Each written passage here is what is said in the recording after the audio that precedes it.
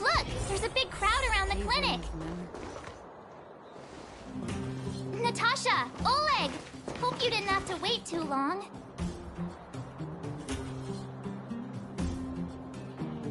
Oh, it's them! You kids move fast. By the look on your faces, I assume you come bearing good news? Mm-hmm. You bet. You might not believe this, but we summoned up all our strength, and then... maybe she should do the talking. I'm no good at serious stuff. I'll probably say something I'll regret. We were there at the fight. We witnessed everything. Sacrificed herself, huh? Sure, yeah, that's the whole story. Cocolia. In order to save Belobog, she... I see. So the massive tremors we felt earlier were a result of the battle, right? Thank you. I can't even imagine what you've been through up there. I'm just glad everything turned out all right. What about Zila? Don't worry, she's all right. It took a big toll on Branya, so Zila took her over to the guards. Oh, good. I'm so glad you're all okay. Now that Cocolia's no more, I guess our Silvermane girl is about to become the next Supreme Guardian? She sees things through and doesn't go back on her word. The underworld will thrive again under her watch. Mm-hmm. Oh, we brought you a message from Branya. The blockade will soon be lifted. The people of the underworld will breathe freely. Breathe freely. That's been our wish all along. March, Danheng, and you. Can I ask for your help again? I want to get this news out to everyone. It'll lift their spirits and bring them hope. Thank you. Choose whoever you like. Wildfire will take care of the rest. We've gotten to know a lot of Underworlders. Who do you think we should start with?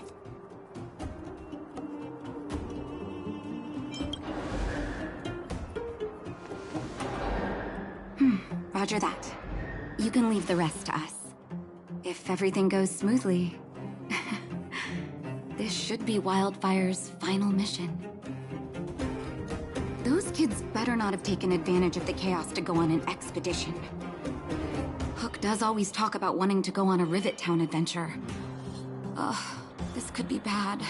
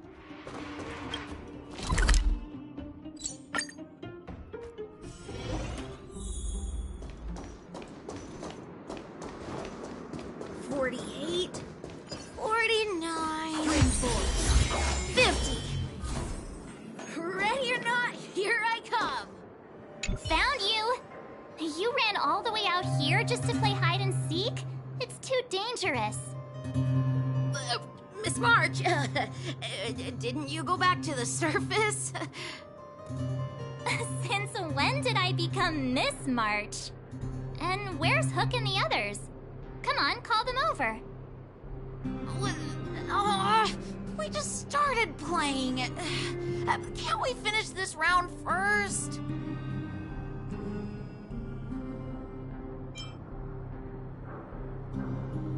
Great idea. Shame we don't have any. Well, we better go and find them. Actually, I sorta wanna go play on the swings for a while. I'll leave the seeking to you guys.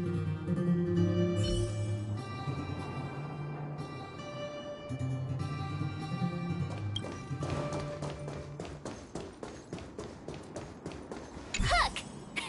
Got you again! Huh? What the heck are you guys doing here? Oh, wait till I get my hands on Julian, that traitor! Where's his integrity? What about your integrity, huh? You brought the other kids out here to Rivet Town, didn't you? I did not! The moles hold a vote on all our expedition destinations. Fine, I will. But it better be exciting. Okay, that's enough of that. Let's go and find Julian. Hide and seek update. Astral Express Crew 2, the Mole 0. Celebrate while you can. Hide and seek is best of 5, you know. Anyway, enough about hide and seek. You came all this way to tell the moles something, so spit it out. Do you want to do the honors?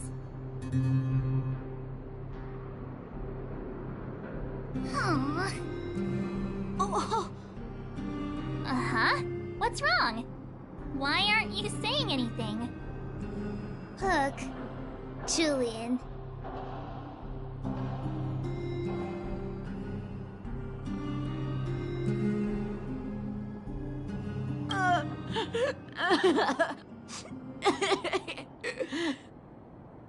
Hey! Wipe your tears, Julian! You're second in command. No crying in front of grown-ups. You three, listen up. Starting from today, you are the mole's #1 rivals! Rivals? Why the heck are we rivals now? What are you talking about?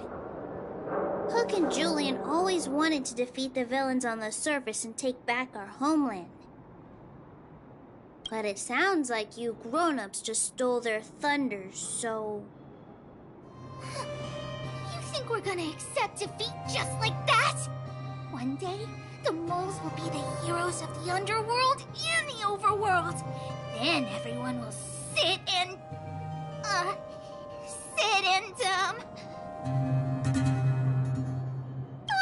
yeah! Sit up and take notice! I would have figured it out myself. I didn't need you to remind me. So that's why you were so silent. If you want to be as awesome as us, you better start training every day. And start listening to Natasha. Training every day? Listening to the old witch? Will that really make us as awesome as you guys? In that case, deal! Julie and Alina, let's run back to the town. Training starts today. Yes, boss. Understood. Alina, I can give you a piggyback if you can't make it.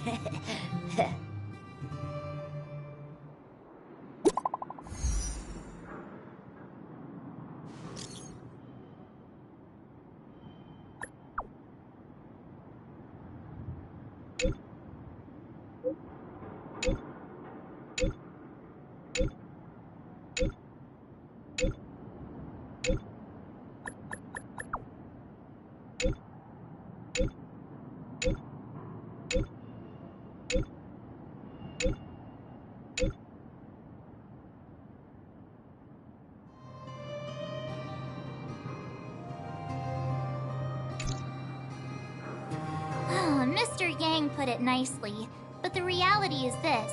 We sealed the Stellaron, but that's not gonna solve the problems on this planet. There I was getting excited to tell everyone the good... That's the cruelty of a Stellaron. Still, compared with some of the other planets we visited, At least this one has hope. So, should we tell everyone the deal? We should tell Bronya when the time's right. Let's not dampen the spirit just yet.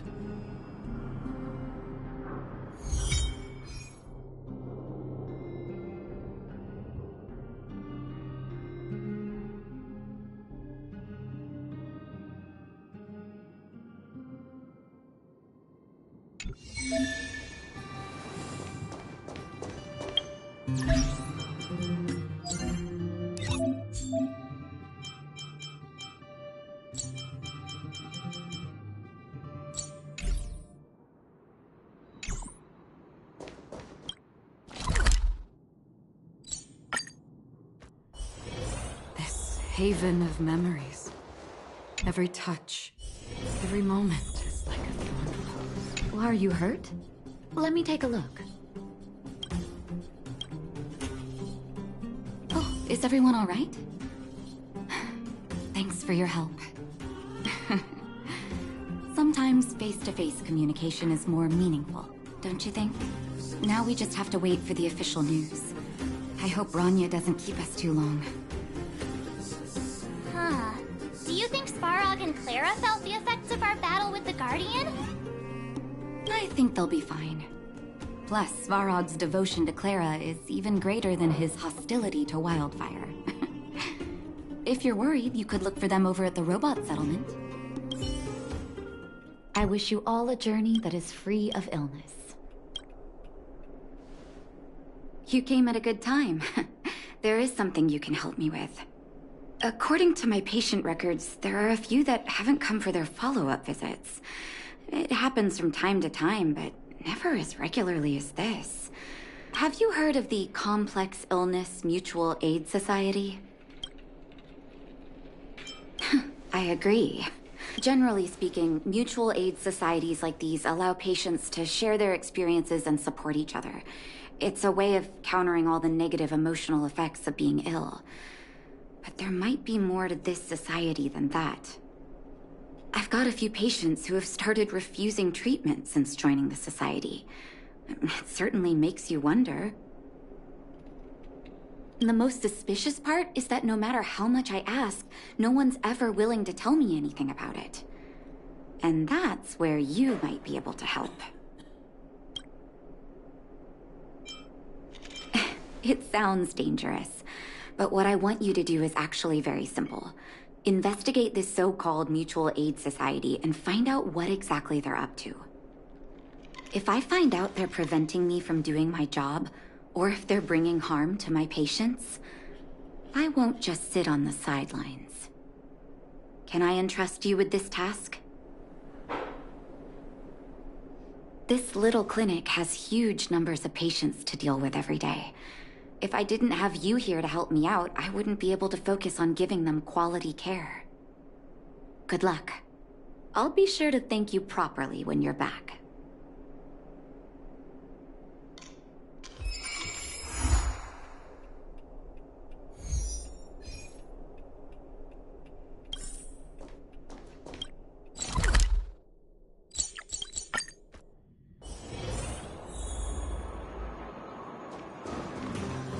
You. I've seen you in the clinic. Don't play dumb. Avoiding a follow-up visit due to money issues. I should find another patient to talk to. What was that? Oh, you'll have to be louder. My ears aren't what they used to be. Everything's muffled. Ah! A follow-up visit. Is that what you're asking about? Natasha's a wonderful girl. She always gives me a thorough checkup. But at this age, it's rather a lot to bear. Even if they could cure me, I'm sure I wouldn't be around for long.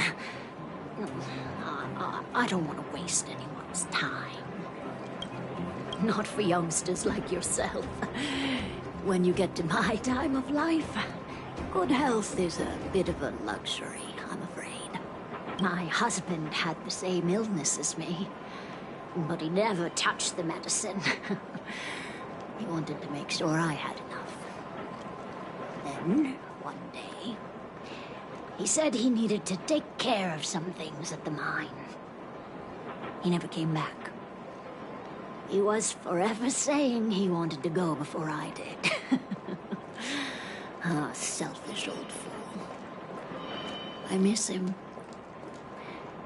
Now that he's gone, who cares how long I stick around?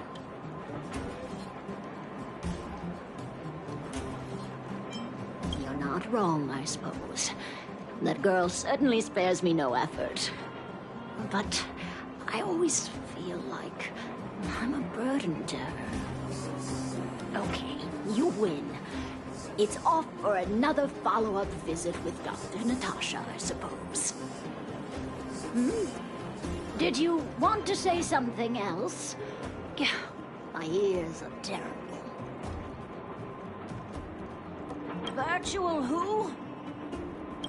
All right, I heard you. Do you have to shout? No, I've never heard of any mutual aid society. Avoiding a follow-up visit to... I see Gertie! But who's that lying on the ground? Quick, let's head over. Oh my, this doesn't look good.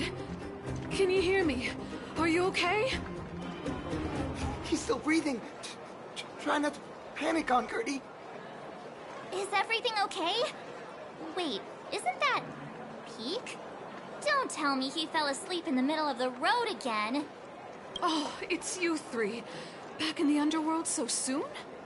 Word must have gotten out that I was renovating the hotel today. Being the kind-hearted young man that he is, Peak came straight over and offered to help. There we were hard at work when all of a sudden the hotel started shaking.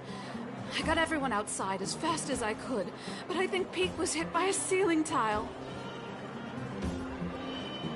Oh, look! Seems like he's coming around.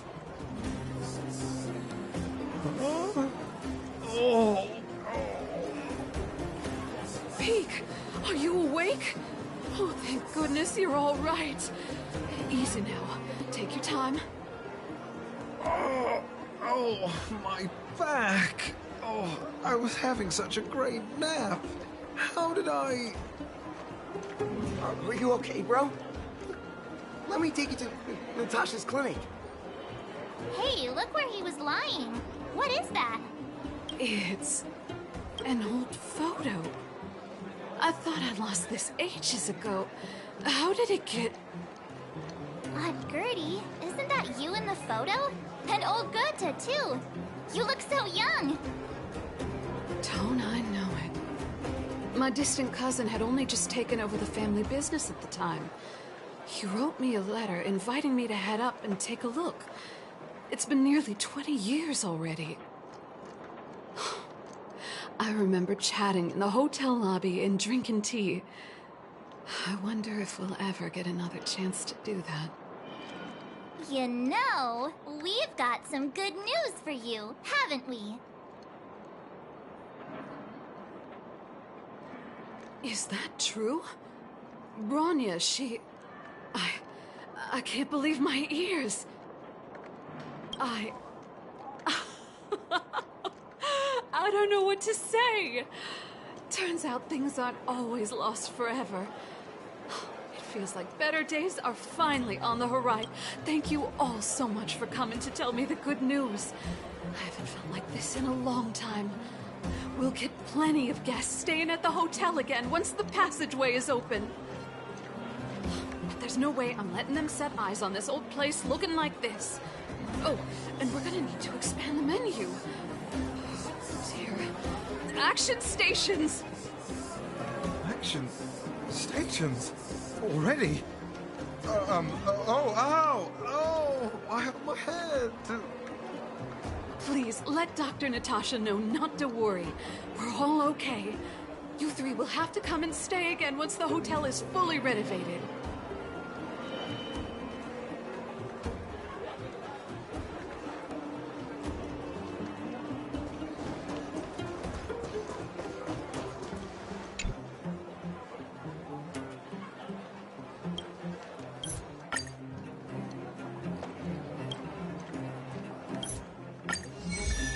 Things are restless in the mines these days.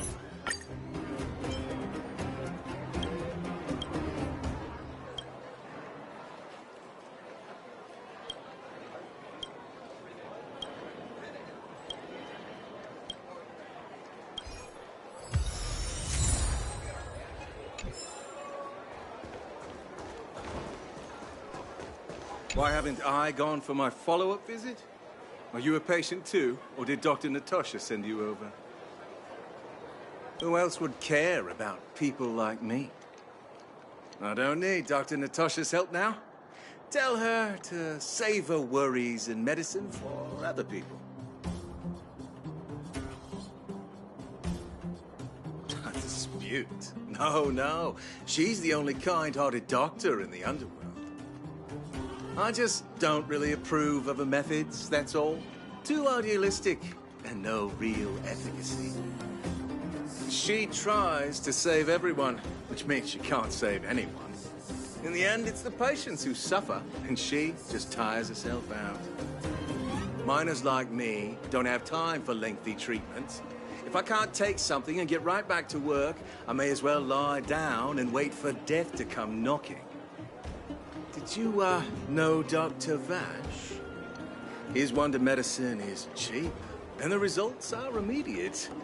You just need to, be willing to, take a little risk. Dr. Vash's medicine is different. Lots of people make a full recovery after taking it, but some get worse. And the unlucky ones check out early. Even knowing the risk, most people fight tooth and nail to get hold of the medicine. You know why? You're smarter than you look. When life forces you to the edge, you'll throw yourself at any opportunity, even if it means risking it all. For people like us, a slow and torturous treatment is the same as a death sentence. If it's between that and a quick result, we'll take the latter. Forget it. Why am I telling you all this? Dr. Vash is dead anyway. What? Now you're interested in the wonder medicine? Listen up. The Complex Illness Mutual Aid Society is still selling that medicine. I can tell you where they trade, but there's a rule. You must not tell any of this to Dr. Natasha, you hear? If you break the rule, you'll face the consequences. Here, take this. It's the address. A final warning. Do not reveal this information to Natasha. I know where to find the wonder medicine. What should I do next? That patient didn't want me to tell Natasha about this. Should I listen to him?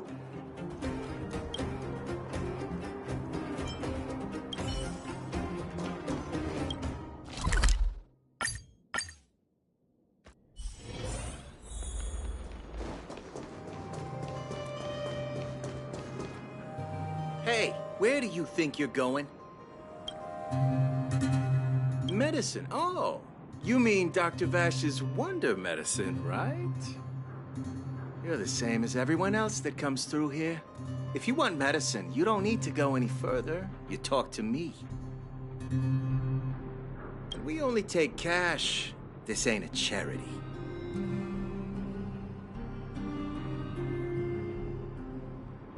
No money? Then you don't get any. You go home and wait for death. Say, what are you trying to pull here? If you can't afford it, then get out of my sight. I've got medicine to sell. Wait a minute. Your clothes. Are you friends with that doctor woman? I've seen you at the clinic before. I know it. Get lost, now. If you're a friend of that woman, then you're not welcome here. Shop's closed today. No customers. Wait. What about our medicine? We've been waiting for ages. Get lost, all of you.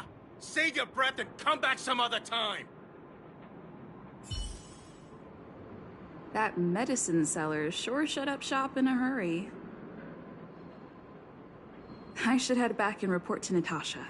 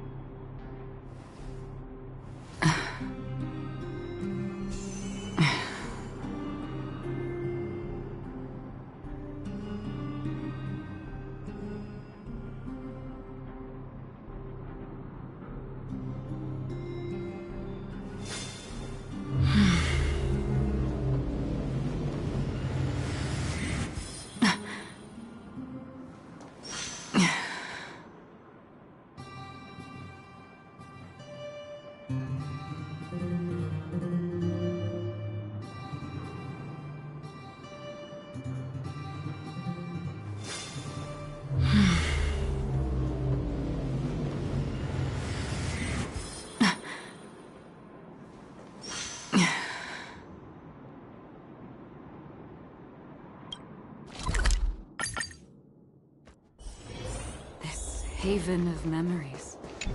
Every touch, every moment is like a thorned rose. I wish you all a journey that is free of illness. So the Mutual Aid Society found Vash's research results, and now they're selling this so-called wonder medicine to patients? Any organization doing something like this is interested in more than just mutual aid. I'm not surprised. They'll know that I'm completely against them using this wonder medicine. What Vash left behind is nothing more than reagents and experimental byproducts. The word medicine doesn't apply here. I warned the patients countless times, but it seems like they had their heads in the sand all along. No wonder they kept the Mutual Aid Society a secret from me. I'm guessing the patients you met weren't exactly singing my praises, which is why you tracked the dealer down and made inquiries first. I don't blame you. After everything you heard, I'm grateful you came back to find me. Your trust is important to me. If you're curious about Vash's wonder medicine, you should ask some of the patients in the clinic. See what they have to say about the effects. Some people say that Dr. Vash was a saint who came from the overworld to help those in need. I don't buy it. People's doctor, that's just what people who've bought into the myth like to say. Vash used to distribute free medicine all the time, but he couldn't have cared less about the people taking the medicine. The hard truth is that we were just his test subjects. It didn't matter if the medicine worked or not. What mattered was having a constant stream of willing lab rats. Of course, I can't control what anyone else thinks. That's just how I see it. The medicine Vash left behind? That stuff... Can you even call it medicine? I know Dr. Natasha's here, but I have to tell it like it is. Vash had zero medical ethics. He didn't deserve the title doctor. He may have had the capability, but he didn't use it to help anyone. Whenever I went to see him, he never even asked about my illness. He just prescribed me his so-called wonder medicine. If it were you, would you have taken that medicine? Are you hurt? Let me take a... I still haven't worked out how to convey it to you. The issues surrounding Vash. My relationship with him. The things he's done in the underworld. It's a long story. I'm guessing you've heard a lot of different opinions on Vash. What do you make of him?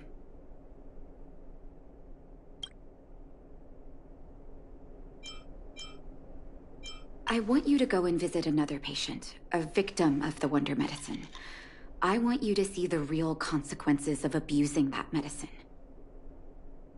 Once you've understood her situation, come back and tell me what you think. After that, I want to ask for your help again.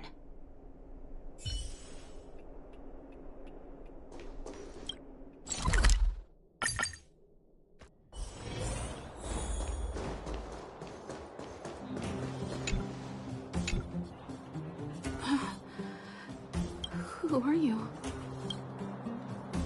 Who? And who am I?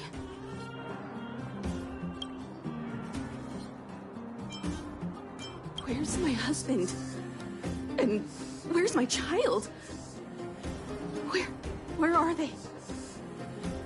You know where they are, right? You don't know.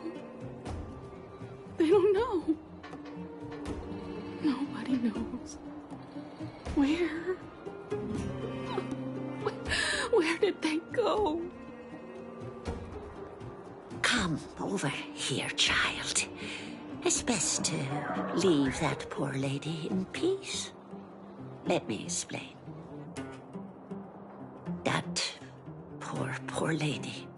Both her husband and child became ill and passed away. Oh, not terribly serious, but they needed to get treatment every now and then, which did impact their livelihood. In order to try and rid themselves of the ailment once and for all, they bought some kind of wonder medicine. Who would have thought their condition would deteriorate so rapidly after they began using it? The two began to suffer terribly, such that death then became a blessing. It wasn't long before they departed this world, one after the other. From that moment on, she became as you see her now. If Dr. Natasha hadn't taken her under her wing, well, it doesn't bear thinking about. And yet, what more could have been done? They were warned about the medicine. They were told about the risks. And they chose to roll the dice. Talking about it tires me out. At least my husband and I are able to help her where we can. I just hope that one day she can lead a normal life again.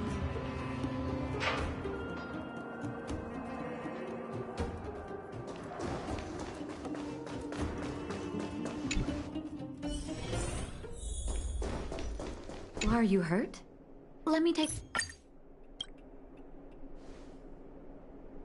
Did you speak to her? By the look on your face, I'm assuming you've come to understand the Wonder Medicine all too well. Be it Vash or the Mutual Aid Society, forces like that can take full advantage of the typical underworld state of mind. Let me tell you a story. There was once a brilliant overworld doctor with unmatched pharmaceutical skill. The doctor was set on developing a medicine that would steel the human body against the cold. He named his research project Blizzard Immunity. But his research met with obstruction time and time again, the biggest factor being a lack of test subjects. Tampering with the human immune system carries huge risk, and nobody in the overworld was willing to submit themselves to such experiments. As such, the doctor got in touch with his sister in the underworld, claiming that he wanted to support the medical effort below ground.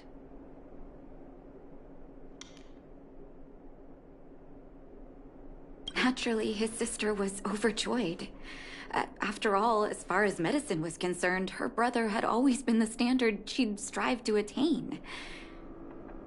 She brought her brother underground and entrusted him with her clinic and laboratory. I think you know what comes next. Issuing free medicine to the needy was just Vash's way of conducting experiments on his test subjects. On some level, his reagents were able to alleviate the patient's suffering, but nothing more. They would forget their pain for a while and neglect their regular treatment plans. The result? Patients with mild illness would attribute their recovery to the so-called wonder medicine, while patients with serious illness would quickly deteriorate, and sometimes die. I cannot accept that their fate was simply the result of misfortune or risk. No true doctor would accept that. That's why I want you to help me recover all the wonder medicine. Are you willing to take on this assignment? Thank you. This will be hard for the people that have come to rely on the wonder medicine, but it's up to us to remove this false hope. You mustn't hesitate. Recover every last reagent that Vash left behind. I'll take responsibility for the consequences. Don't worry about that. Go. I'll be waiting for the good news.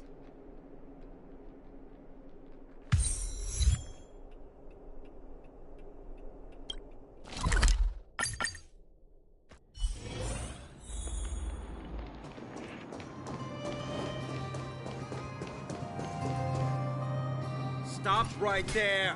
No one's allowed up ahead. Oh, playing the hero, are we? Is this a stick-up? Wait a minute, you're that clinic woman's lackey, aren't you? Did you think the Mutual Aid Society didn't have its own intel? She's after our medicine and sent you here to smash the place, right? Men, look lively and send this idiot packing already.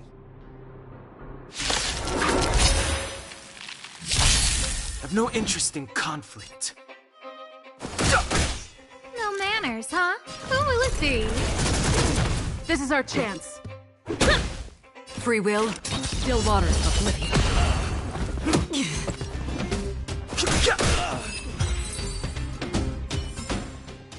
Another blood debt repaid.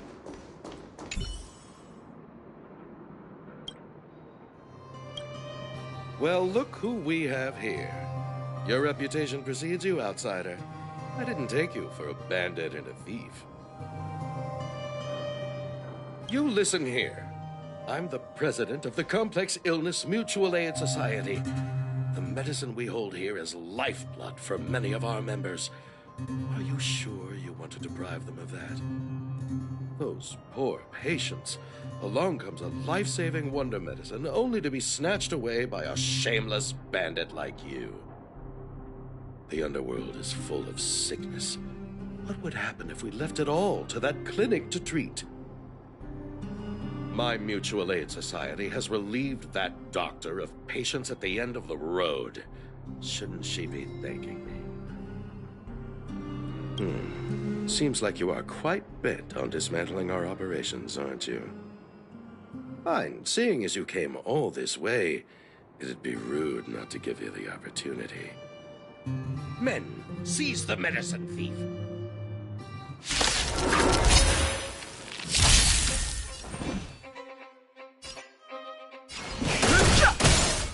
Scared yet?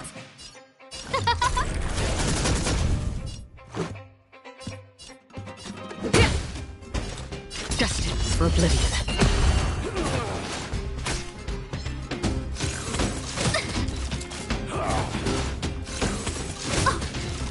Fighting is meaningless. Who will it see? The truth of life and death, where the sanctuary is but a vision. Break! This is our chance. Still waters of oblivion. Blast it! What did we ever do to you? Why are you taking away our moneymaker? Moneymaker? So you admit it then? You're not in this to save lives, you're in it to get rich. What are you doing here? Oh, as if we didn't have enough trouble already. Selling fake medicine with false kindness. You should have expected trouble to find you sooner or later. I have a responsibility to protect the well-being of my patients. Or to put it another way, I must eradicate any and all threats to them. You can't save everyone. The underworld is teeming with sickness. How could you possibly pull it off? You're right. I can't save everyone alone. But if I must, I would sacrifice food and sleep to treat them. The debt that Vash owes to the underworld rests with me. All I can do is help everyone to the best of my ability. To the very end. So stubborn. In that sense, you're no different from your crazy brother. I'll take that as a compliment. Thank you. Your actions today have saved many underworld families. I'll find a way to dispose of Vash's leftover reagents. Next time the Mutual Aid Society wants to whip up a quack cure, they'll be out of luck. Let's go back to town. I still owe those patients an explanation.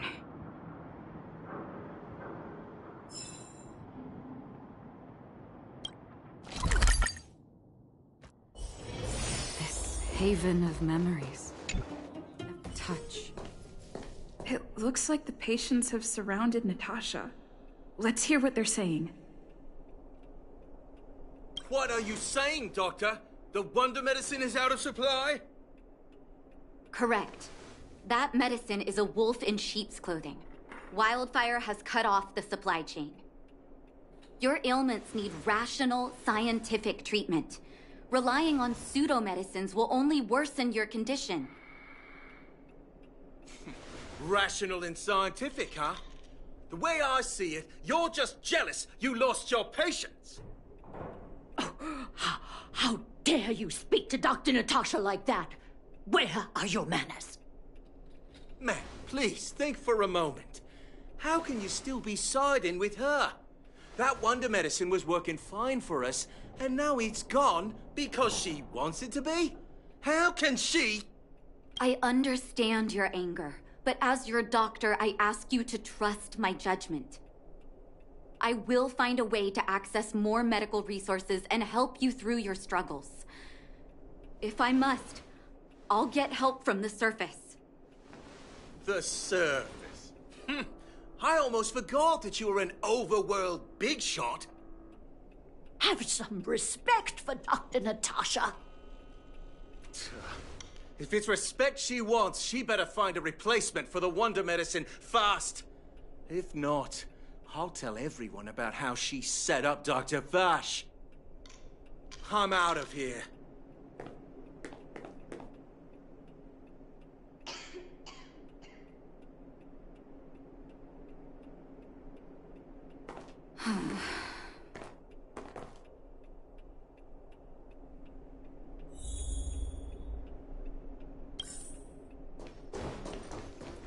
Are you hurt? Oh, you're here.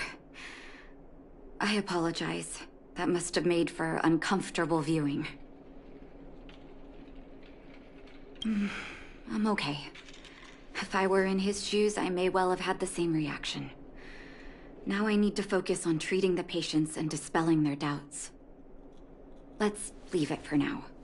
I'll feel a lot better once I've gotten rid of this mess that Vash left us. Now's as good a time as any to tell you Vash's whole story. If there's anything you want to know, don't hesitate to ask.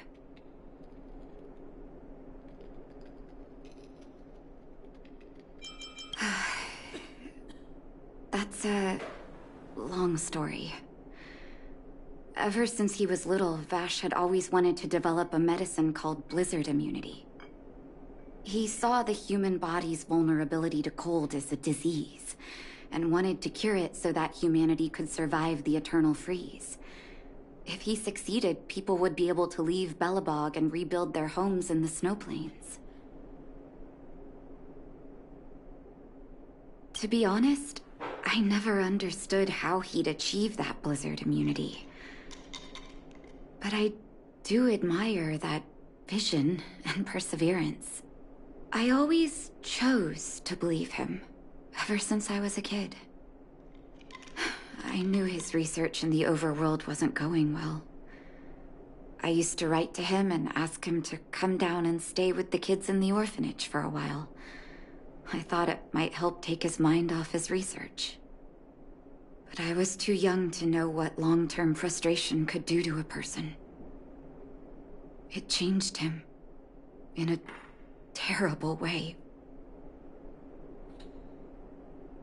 During his stay in the underworld, he met patients affected by fragmentum corrosion with mild symptoms. Compared with non-patients, their bodies reacted differently to hot and cold.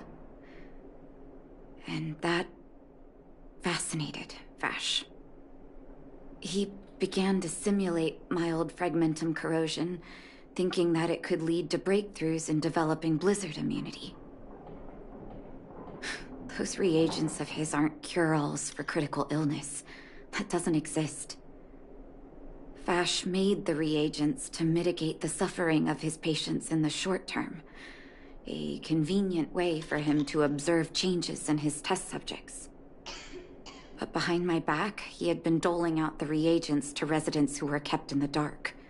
When it finally struck me that something was wrong, his terrible research had already turned him into a madman.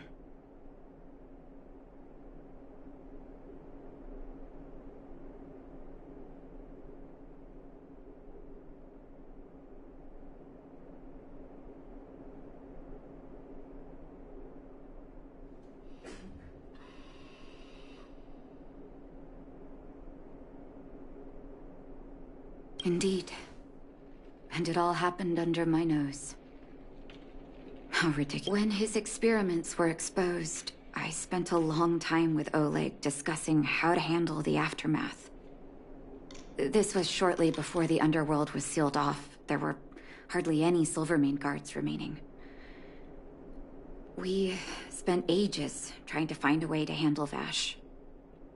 In the end, Oleg suggested that we banish him and permanently deny him access to the underworld. Had his victims found out the truth, Vash would have been torn to pieces by furious underworlders. I was young and weak at the time. Oleg must have worried about how I'd react to such a scenario, or he wouldn't have suggested banishment. Looking back, it wasn't. He deserved much worse. Oleg and I took Vash to the overworld. He made his final request to us. To take him outside the city to the snow plains he'd always wanted to conquer. His figure gradually disappeared into the snow curtain. I've been telling myself that Vash is dead ever since. Forgive me. I'm not good at telling stories. Vash was a terrible brother and a worse doctor. That's all you need to know. Let's call it a day. Thank you for cleaning up the mess my brother left behind. Here, for your trouble.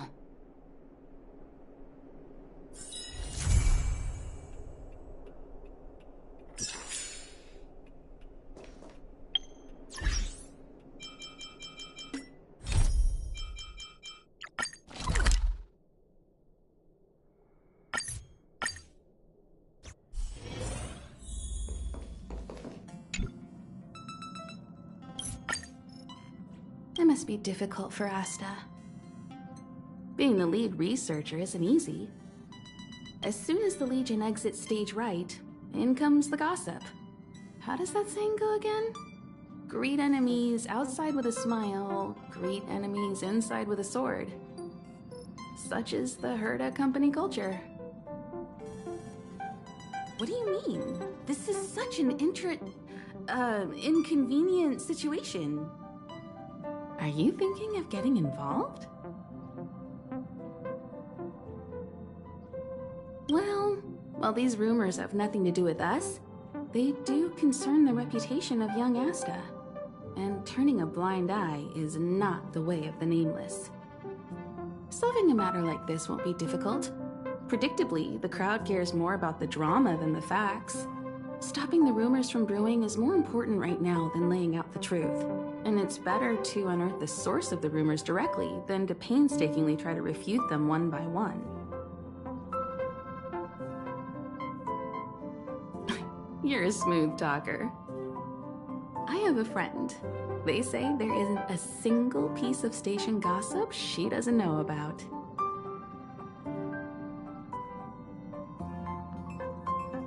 First of all, it's not me.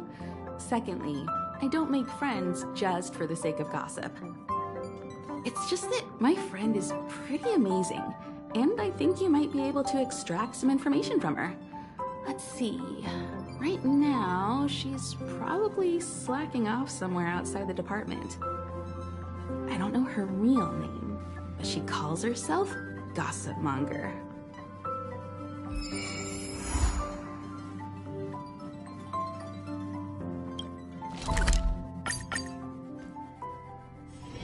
This haven of memories. Every touch, every moment. I can't see anyone slacking off. Maybe Gossip Monger isn't around.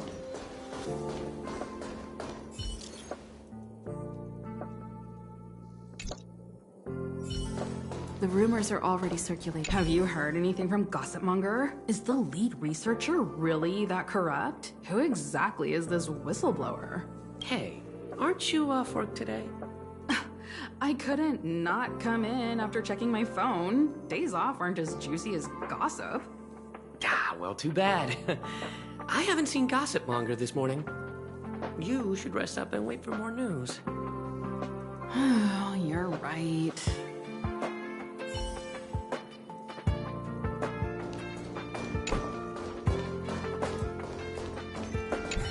Why are you still here? Didn't your department call you to prepare for the emergency operation? No. I just sneaked out for a little while. What are the odds? I got a group message 2 minutes ago saying that something's happened in the Special Purpose Lab. Somebody's trapped. The security department's blocked off the area around the entrance. The Special Purpose Lab? Then wouldn't Pamela, I mean Gossip Monger, be... Most likely. No wonder she's not here right now.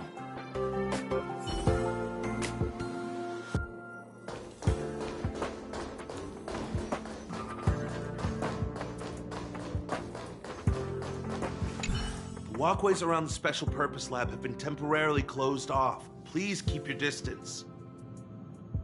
I'm afraid this is a live situation. It's too dangerous. Wait. Brother Arlen told me about you. If you insist on going, then I wish you the best of luck. Be safe. You're Brother Arlen's friend. The security department received information about sightings of Legion remnants in the vicinity. However, we just confirmed that there are monsters here that have never been seen before. The security department sectioned off the area immediately, but we lost contact with some people. Did Arlen ask you to investigate? Great. I've made some new discoveries. Did you see it? Look. It seems like the rumors about the station are true. There are Stellaron traces here. Good luck figuring that out. All I know is that monsters have destroyed the power supply installations here. The elevator is out of commission, so the people stuck on the floor below can't make it up. It happened so suddenly. The support from the security department is still on the way. We're low on staff right now. All we can do is make sure the monsters don't make it up here. There are plenty of backup power sources in the storage zone. Right opposite, if I remember right. As soon as we can restart the power supply, we can get this elevator working and rescue everyone.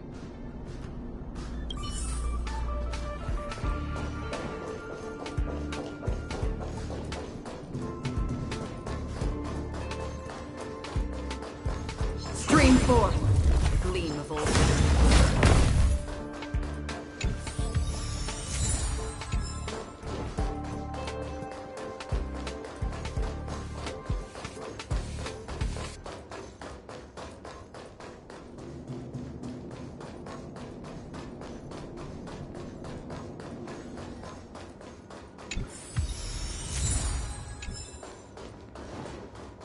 Stream forth, gleam of old blades.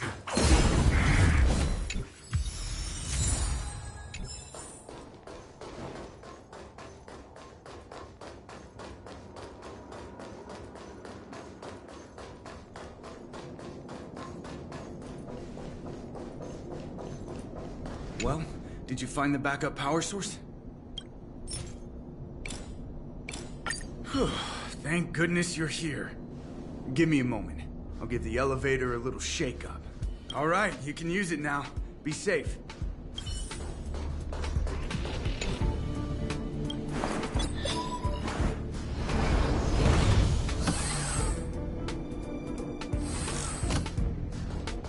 Help! Somebody help! Wait, the elevator is here. We lost sight of Pamela. There's a terrifying monster over there. We didn't dare to go over on our own. Please save her. We'll take the elevator up. Please!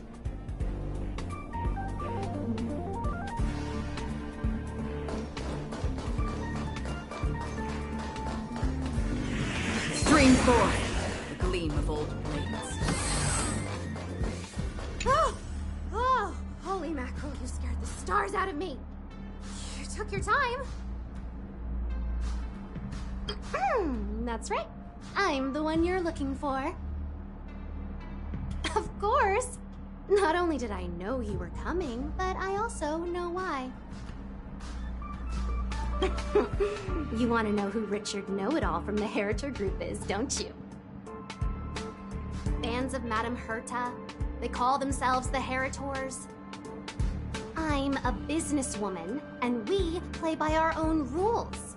If you want the scoop, you have to pay the price. Certainly not. I have a very clear notion of how much different favors cost. I don't have any particular hobbies. I do indulge in a little tittle-tattling here and there, not to mention admiring of a certain scientist.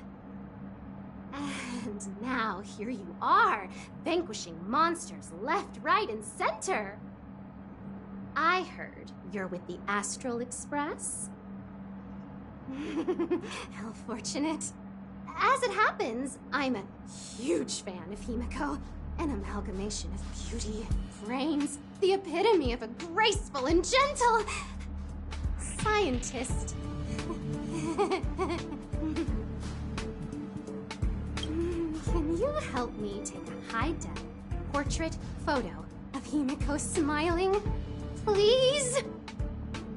Make sure you capture her electrifying smile. The one that stuns people into a trance. That 1,000,000-volt smile. Well, what's the matter? You know Himiko well, right? If you ask her, I'm sure she'll say yes.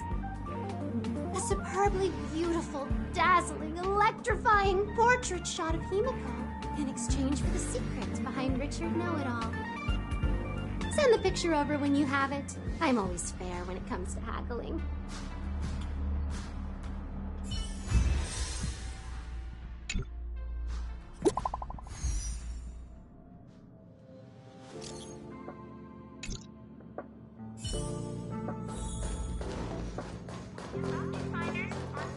Did you find Gossip Monger? What did she say?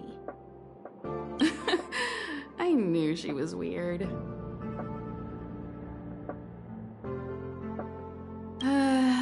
There are many types of friend.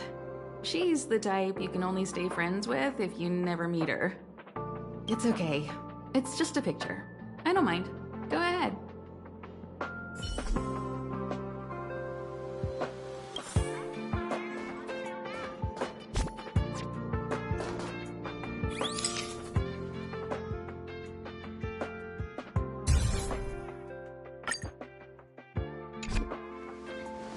Let me see. Hey, you're pretty good. Huh? What are you taking pictures of? Why do you sound so nervous all of a sudden? Suspicious. I didn't expect to see you here. Didn't you say you were really busy? I am. The Legion has only just retreated. The station is in absolute shambles. Now, any progress in rebuilding things has been ruined by the reappearance of the Fragmentum. Oh. An active Stellaron is rarely a cause for celebration. What did Herta say about the Fragmentum's appearance? You know what she's like. It's like nothing's happened. She's just sitting back and giving orders. If there's time later, I want to talk to you both in more detail about this. You're the Fragmentum experts, after all. Anytime. I need to go. Someone's taken my family encryption key. You know, the one I used to withdraw my allowance? I need to get to the bottom of it.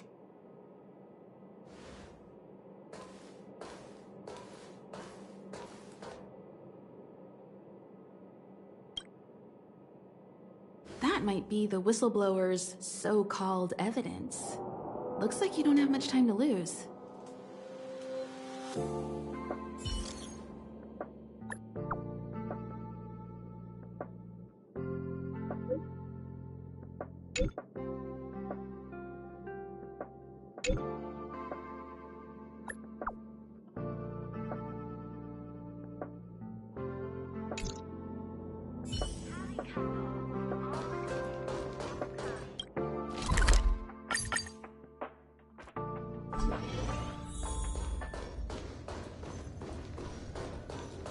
Have you come to volunteer to look after the curio collection?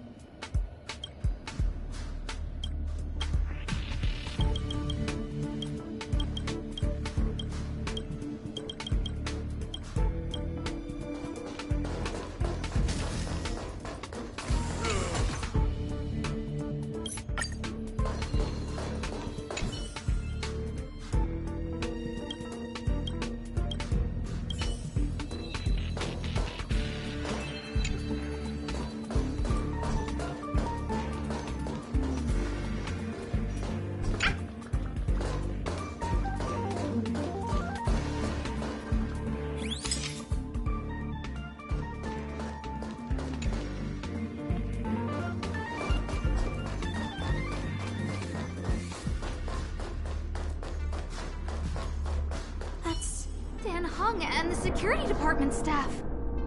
There are still remnants of the antimatter legion in the space station. Let's go help them.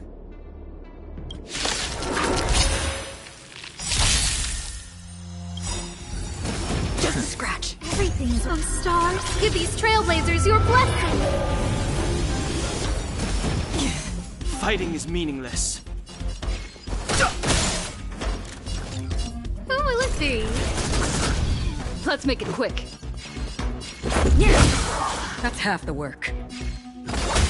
Too late to repent.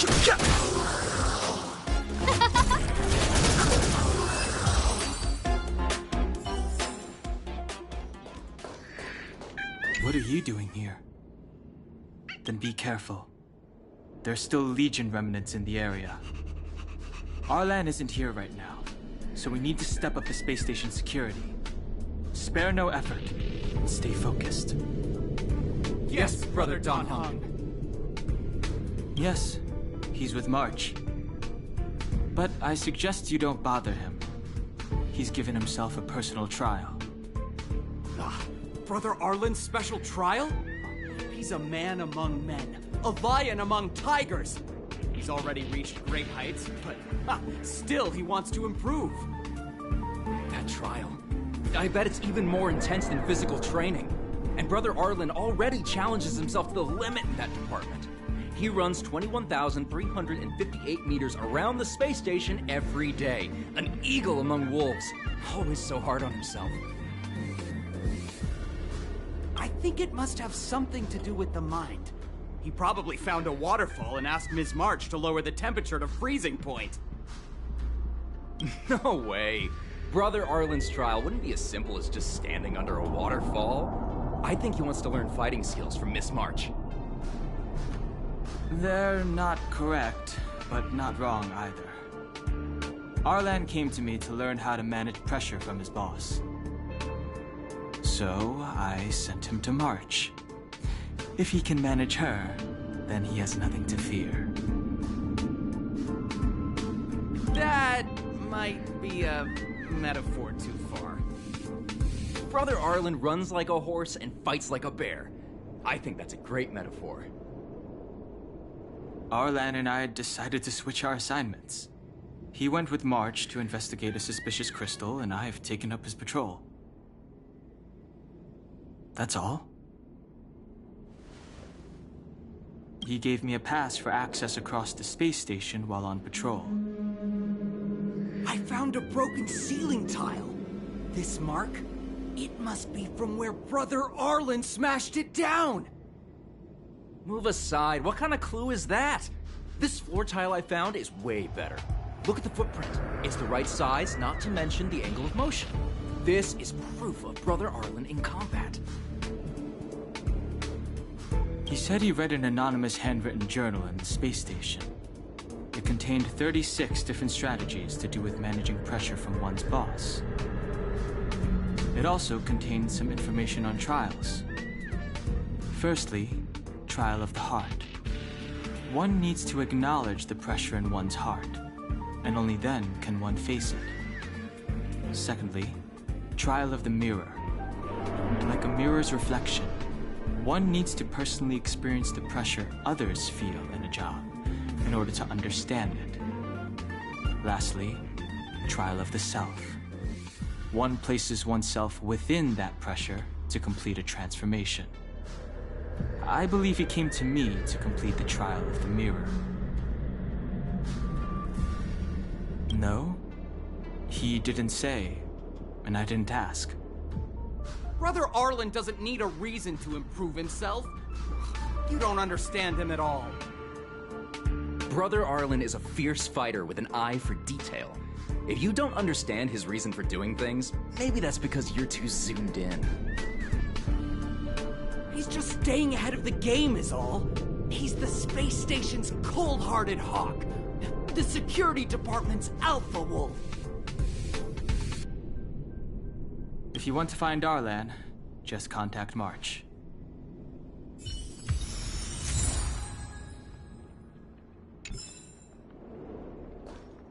Oh. Job pressure? How to manage your boss? Arlen, I'm sorry. I never knew I was giving you so much pressure. I need to feel the pressure he's feeling so I can understand what it's all about.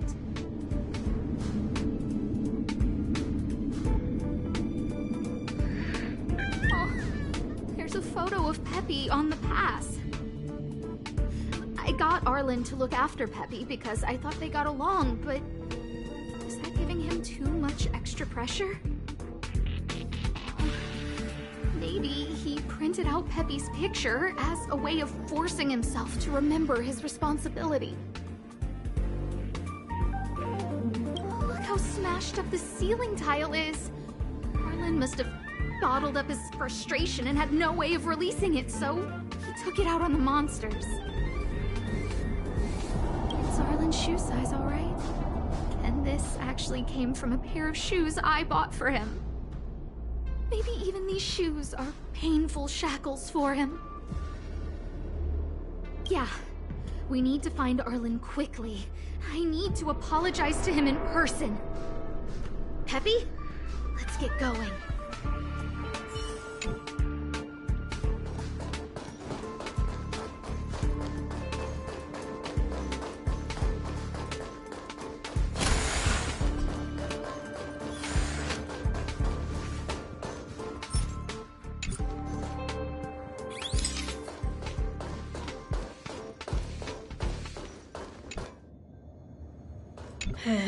Nothing ventured, nothing gained.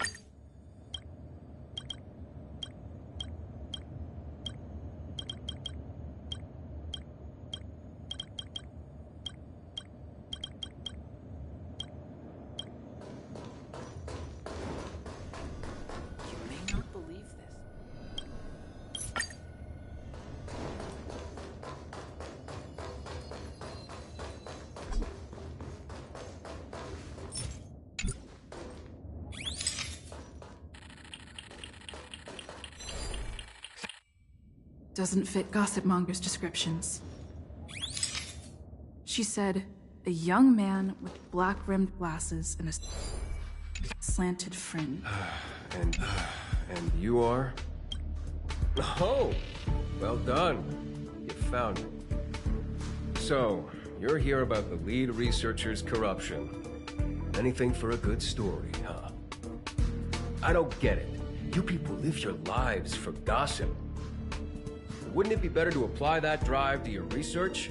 Madame Herta would be delighted to see everyone working so hard. Who do you think you are? The space station's next lead researcher? Please. Only upstanding and intelligent people like myself are worthy of such a position. You gossipers need to figure out your place in the hierarchy. You want the scoop? Fine. I backed it all up anyway. Here, take it. And let it be known that I, Richard Know-It-All, do not spread rumors. This is the receipt. See the title on this purchase order? That's what I call substantive evidence. Of course it is. If I had any doubt, I'd have kept it quiet. I picked it up a few days ago when I was collecting a package. I saw a few receipts requiring the lead researcher's signature. Security Department's head honcho, Arlen, he left pretty quickly when he saw him. We all know he's on her side anyway. So I had a peek, and whoa, she's buying equipment for the space station under her own name. I've got her now. Jeez, do I really have to break it down for you? The space station has its own financial procedures. As long as the purchase is for the space station, no matter how big or small, it has to go through the organizational account using the station's allocated funds. The payer here is her private account. She's totally embezzling station funds for herself. I'm so disappointed, so hurt. She looks like a sweet enough girl, but not only did she fail to repay Madame Herta for promoting her, she even stooped to this. I was so angry I was shaking. I broke out in a cold sweat.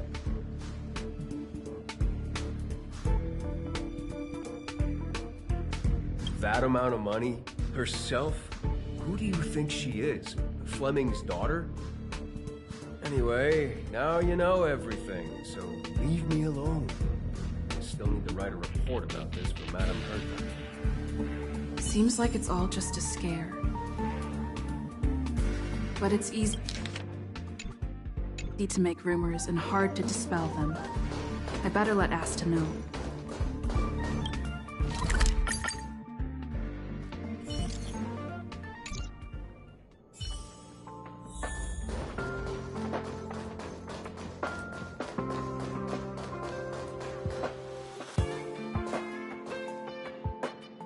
You can't waste money like this.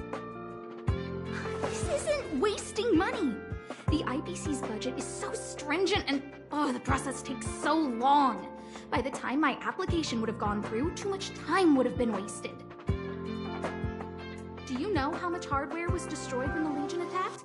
And how many cables are currently out of order on the station?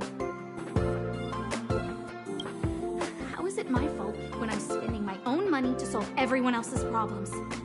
Give my encryption key back. I won't. You. Who gave you the right to tell me what to do with my money? You did.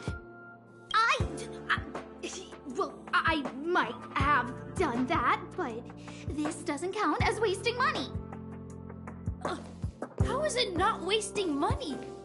We lost that finding device you bought during the Legion's invasion. All you had to do was check the inventory, and we could have replaced it. Why did you make a new order? And that Starnaut fleet from the last time? I did make an order, but it didn't go through. I was just trying to improve security measures to make sure attacks like this don't happen again. If the money wasn't spent, then it doesn't count. Anyway, are you here for something?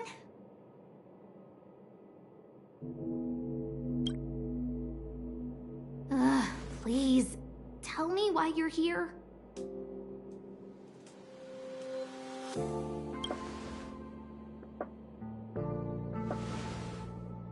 So, you think Richard was the one who stole my encryption key.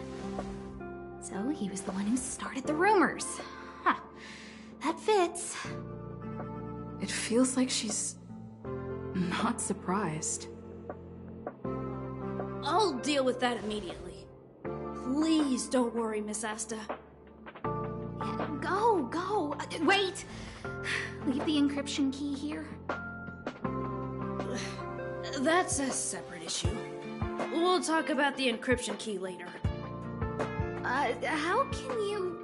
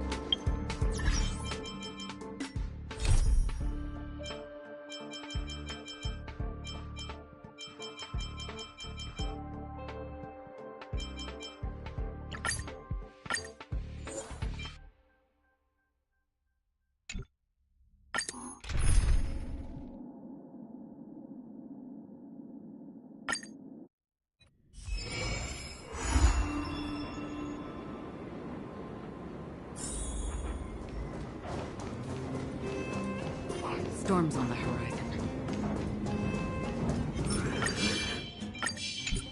Stream 4. Move carefully. No. The truth of life and death. The sanctuary is but a vision. Break! Everything's those stars. Give these trailblazers your blessing.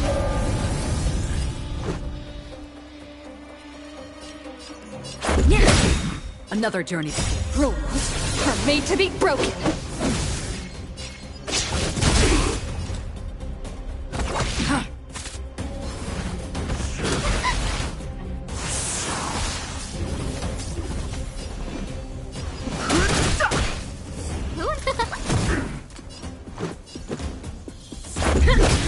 Free will, or was it? I've no interest.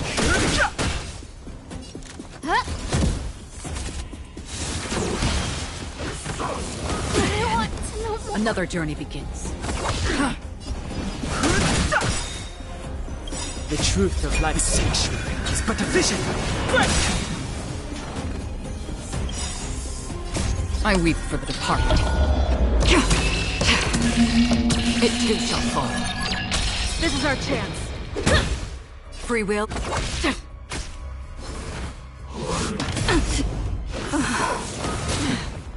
Fighting is meaningless. Another destined for oblivion. I've no interest in comfort.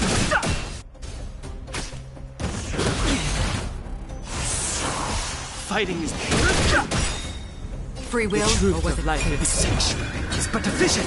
Break!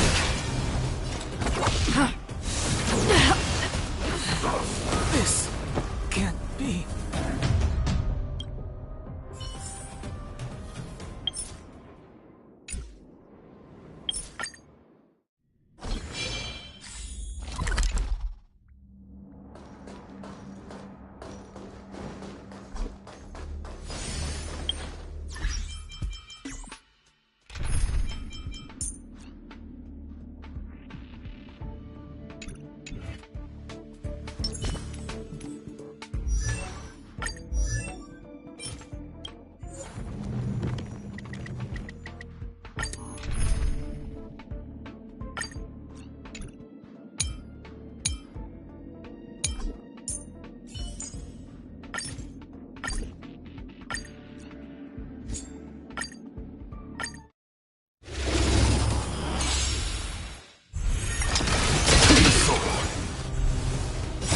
this divine power, I reforge all things.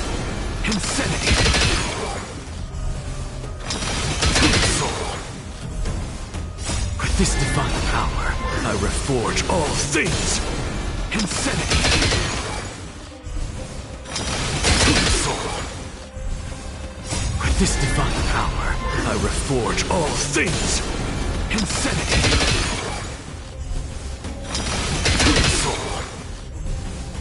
With this divine power, I reforge all things. Insanity.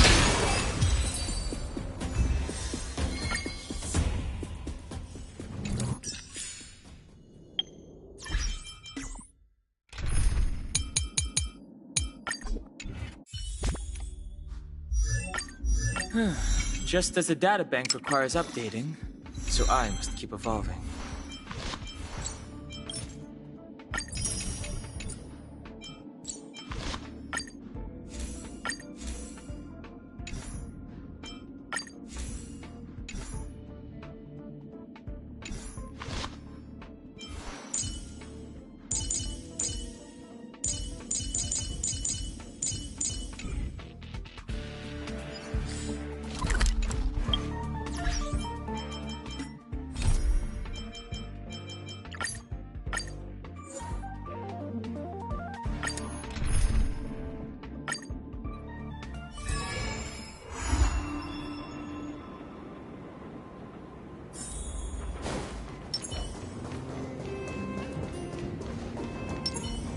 This will strengthen.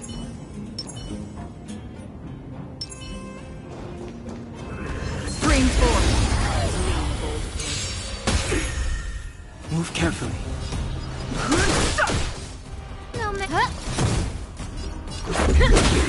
Another journey.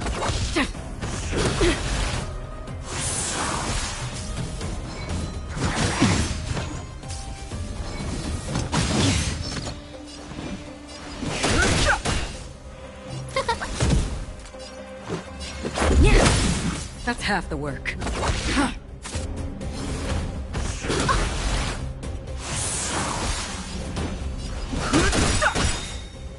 The truth of life is sanctuary.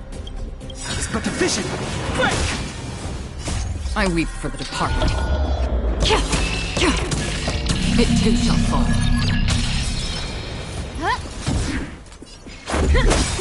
That's Fighting is meaningless. Let's go.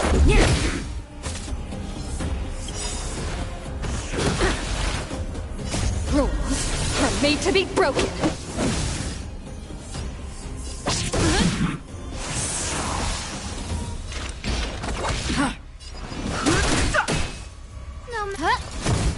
Let's make it quick. Destined for oblivion. Another blood debt repaid.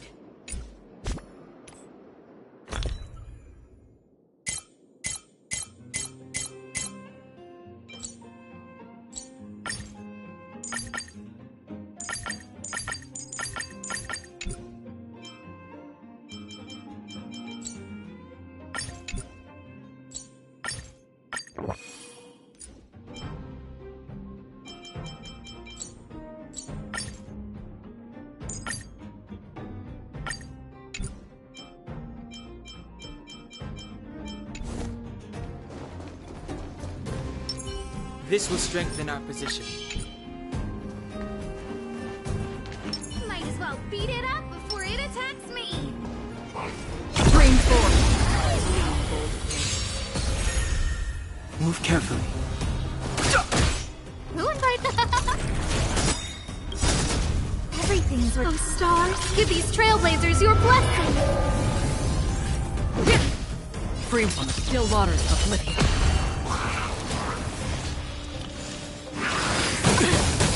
It'll take more than that.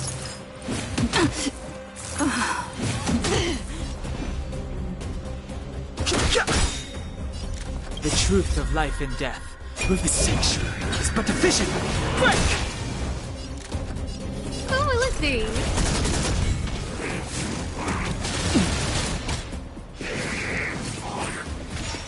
Another journey begins, destined for oblivion. I weep for the departed. It too shall fall. Too late to repent. No,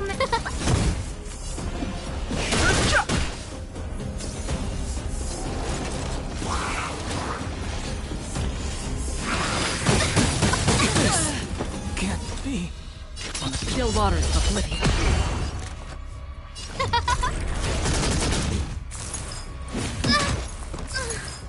All will eventually rest upon the earth.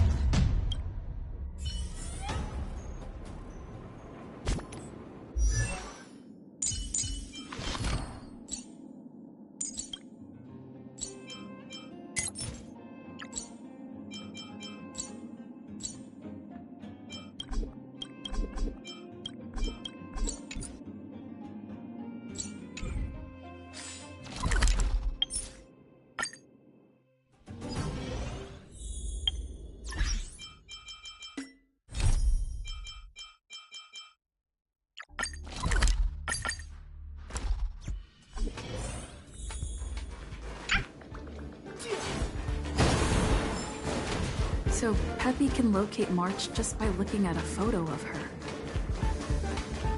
Is he really using scent to track?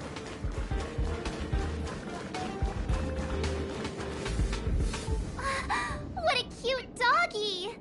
Oh, you're here too. He was, but not anymore. He wanted to go investigating on his own, so I let him. He kept harping on about Dan Heng being a true warrior or something. Oh, he did say that completing an assignment with me would help him complete the final trial. It felt like he learned a lot from me. Then again, everyone has a lot to learn from me. We were investigating suspicious crystals together, but he said it was all pointless if he couldn't transform himself.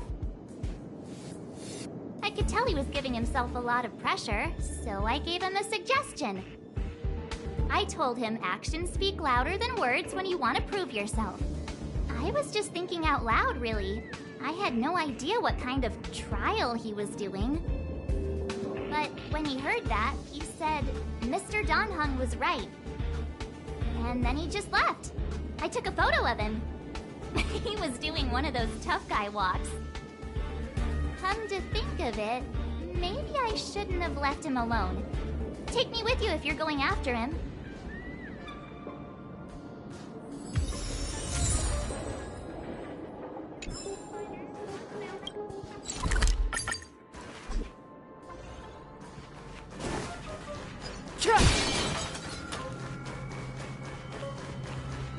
I read that a Stellaron's internal fluctuations will cause a fragmentum to appear. Did Arlen? Hey, relax. I've seen plenty of Stellarons. It'll be fine. I hope Arlen is safe.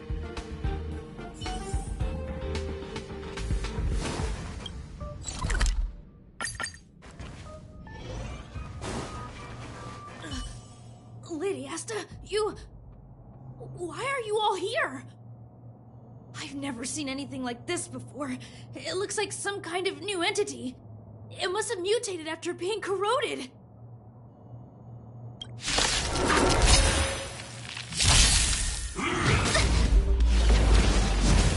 Move carefully. Who invited you? Huh? Let's make it quick. Another journey begins.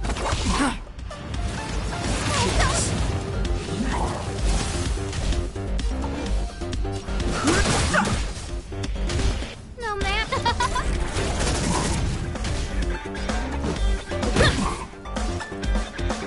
On the still waters of oblivion.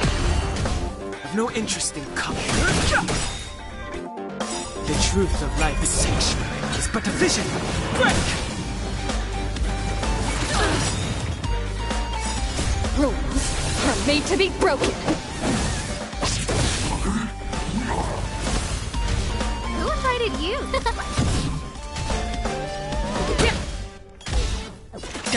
for oblivion. I weep for the departed. It too shall fall.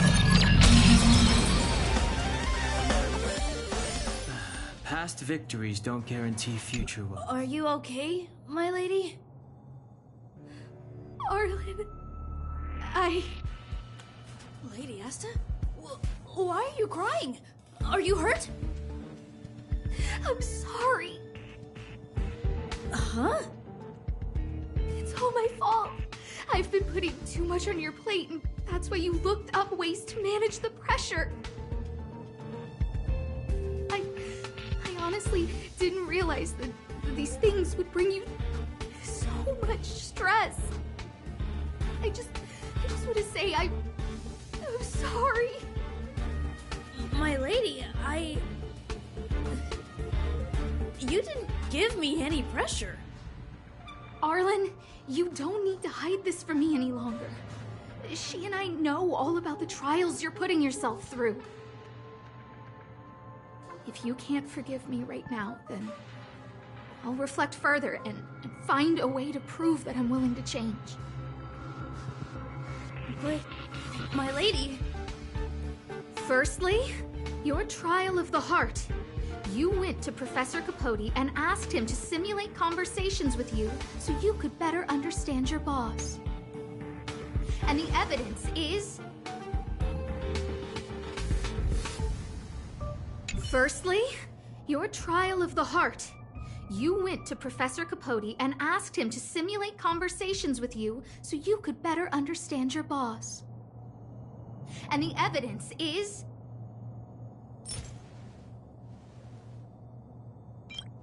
this handwritten fan reply card. This is your handwriting, Arlen. No need to explain. This is Professor Capote's autograph, all right. But you can't hide your handwriting. The way you join your letters is no different to your childhood diary entries. I did write this for Professor Capote. You're head of the security department. You don't have anything to do with Professor Capote. Why did you suddenly start writing his reply cards for him, Don't go spilling the beans just yet. This evidence is a bit of a stretch. Do we have anything better?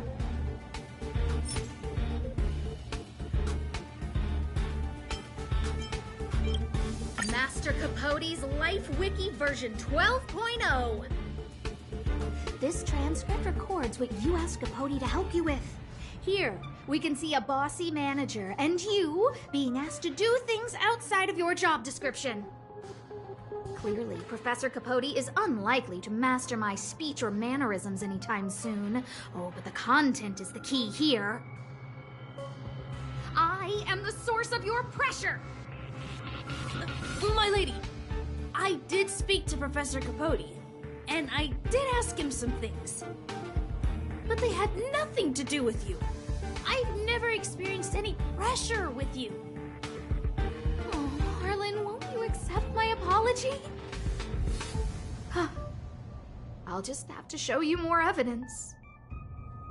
We know the essence of your trial of the heart, and we also know that you asked Dan Heng to help you complete the trial of the mirror. I'm so sorry, Arlen.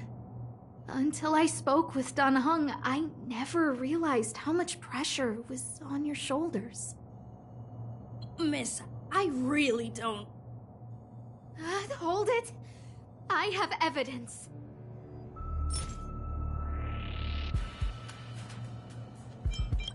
This ceiling tile. This, ceiling tile. You broke it. Sorry. I'll get it fixed later. I know you can be tough, but you're not violent by nature, Arlen. Quite the opposite.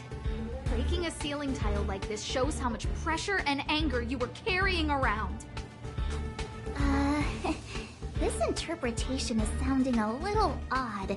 Do we have any other evidence?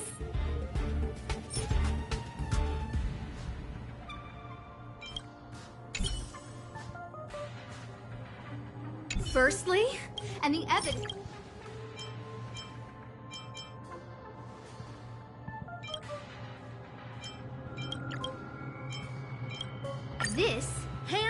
This is... No need to... Your head...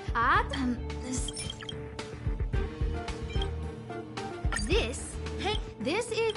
No need to... Your head... This limit...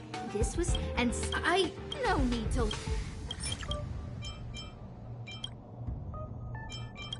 This limit... This... And No need to... Master Capote... This clearly... But they had... Oh. We know... So... Miss... Hold it. You're...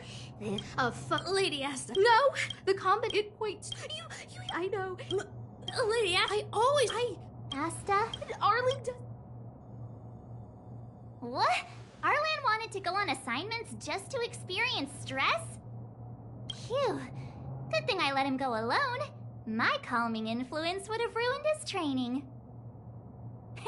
Guess I made the right decision after all. What did he say? That I'm good at solving people's problems? Oh, Arlen, all I want you to understand is how sincerely I'm reflecting on my actions. Please, accept my apology. But, my lady... Stop! Arlen, I understood the level of stress you're dealing with as soon as I saw this photo.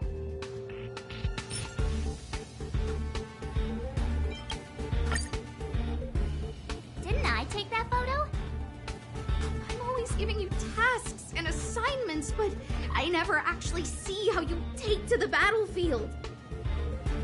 When I saw this photo, and I saw you fighting alone just now, I'm just sorry that I gave you the stress of all my private affairs on top of an already stressful job.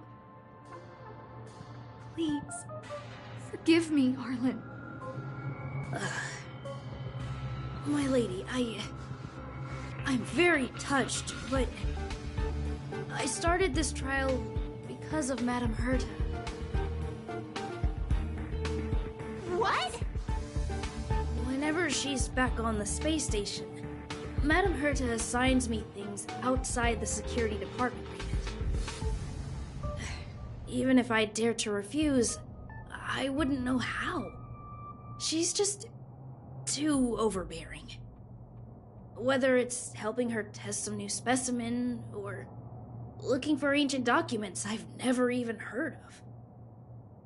Assignments like those were okay before the invasion. But now, I need to focus on clearing out any last traces of the Legion. Aha! So you're trying to learn how to reject Herta and then put it into practice. Yes. I found an anonymous handwritten journal while I was cleaning up. It mentioned 36 different strategies for relieving pressure. That's where I read about the trials. Yes. There were detailed notes, so I wanted to give them a try. I'm sorry, my lady. I didn't want to bother anyone, so I didn't mention it. So, you don't feel pressured around me? I've never felt pressured around you, my lady. All right. It's all a misunderstanding. You two should reflect on your actions. Right? Yeah. See, the two of us would never have misunderstandings like this.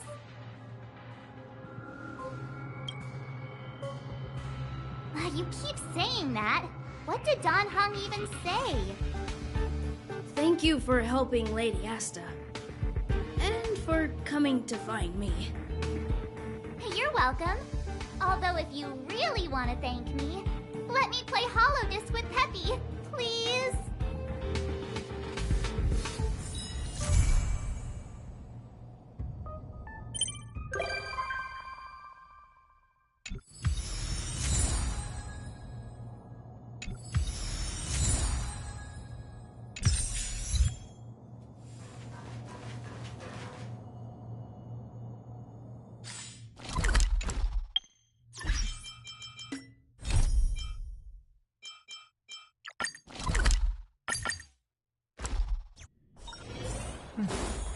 I'll need to record today's notes in the databank.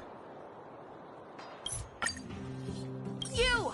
Hey, you! Stop! You are now a conscript of the moles. I'm not a sidekick. I'm second in command. You know what? No, this ain't the time. We got trouble. The boss went to the Great Mine along with her Diggertron. And she refused to let anyone go with her. I feel like she's doing something dangerous. You have to go check on her for us. Fursman is in the mines. It seems like the boss heard some bad news about him and then just ran in there. She even took her Diggertron. Is she preparing for a fight with the vagrants? There's lots of bad guys in the mines. Miss Natasha said kids ain't allowed to go in. Go check on her for us now. He's Hook's daddy, and he's like a daddy to everyone in the moles. He's like a great person. Thank you. Please hurry.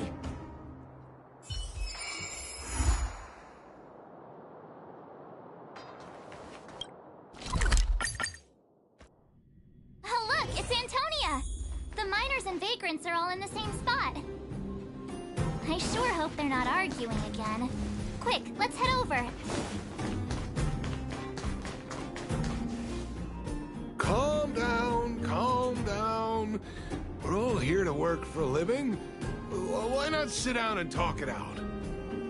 Save it. We treated you as our leader, but look how you treated us. Such a rat! You sold the intel about the vein to Antonia, but we discovered it first. Now we lost the mine, and we have to work for those guys. Traitor! Well, nothing to say for yourself, huh? So you admit that you sold the intel to the mining team? Go away, you brutes! Don't bully my daddy! Oh, little Hook? Oh, no, you have it wrong. It's your daddy who bullied us first. Ask him if you don't believe me. Daddy? Yes, I told Antonia about the vein, but I was the first one to discover it. I have the right to do anything with it. It's only because you have that detector. Let's see who's boss when we take it from you. Back off. I was thinking about the bigger picture when I did that. Unlike you all who just look for trouble every day. Well, I think someone needs to teach you a lesson. Guys, get him! You'll never lay a finger on Daddy without passing through Hook. It's you! Come and help Hook! Another punching bag? Fine by me. I'll kick all your butts! Fighting is meaningless. Who invited you? On the still waters of oblivion. No interest in conflict.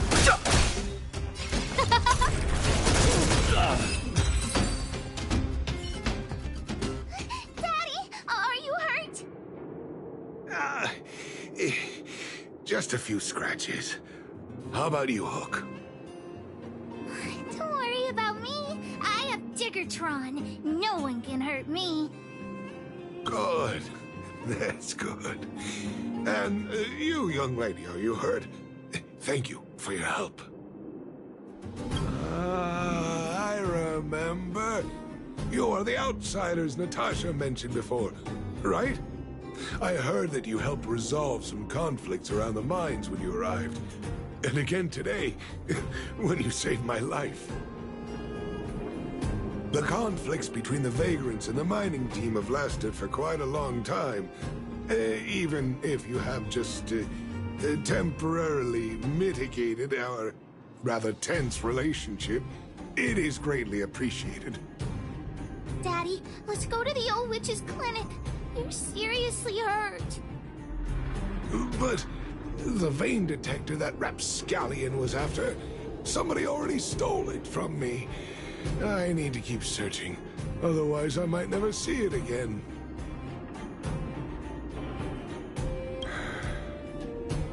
It's just a tool. I guess I should let it go. Let's head to the clinic.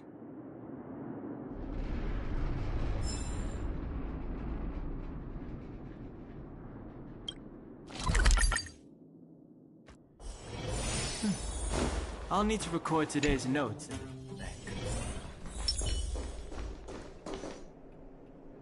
I've taken care of your wounds. I'm running short on medical supplies these days, though, so behave yourselves and stay away from trouble. You hear me? Don't pretend you didn't hear that, Hook. I'm talking to you. Hook wasn't the one that caused trouble. It was those bad guys. We were just defending ourselves. And ask her. See? You are gonna spoil that kid. That's enough for now. I'll say this one last time, Hook. If you cause any trouble again, I'll take Diggertron away. Do you understand? Hook understands. The boss of the moles should stick to her word. I have patients to take care of. See you later. Thank you again. If it weren't for you and Dr. Natasha, Hook and I probably would have been in big trouble.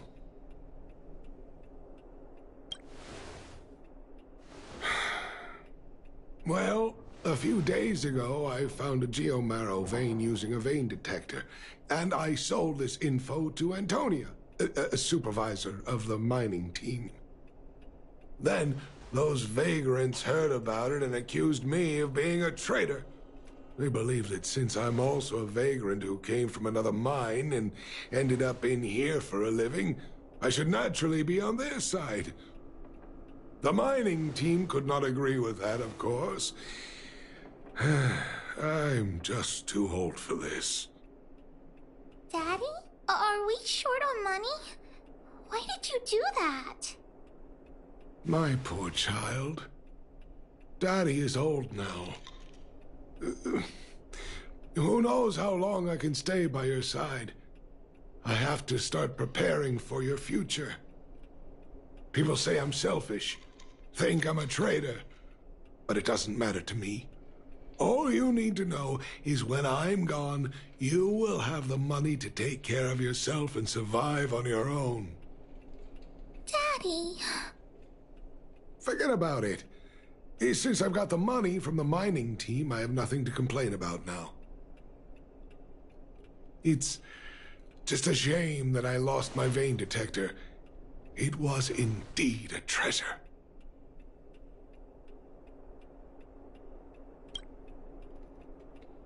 I guess so. It's an ancient relic that can detect geomarrow veins. It's very rare. I haven't seen a second one in my life. I often carried it around looking for a new claim. I suppose some villains must have taken notice. Anyway, I guess I don't need the detector anymore. The less trouble, the better. I shouldn't care who stole my device. Whoever it was, I hope they get good use out of it. Hook seems to be giving me a look that says, Hook wants to talk to you outside the clinic, now. So that's why people call eyes the windows to the soul.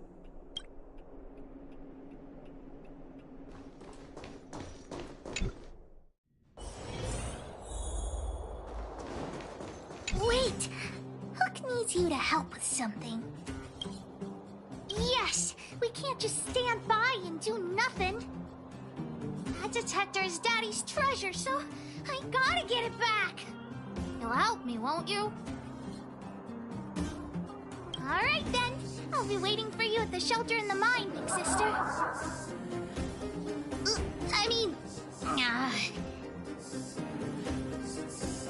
See ya!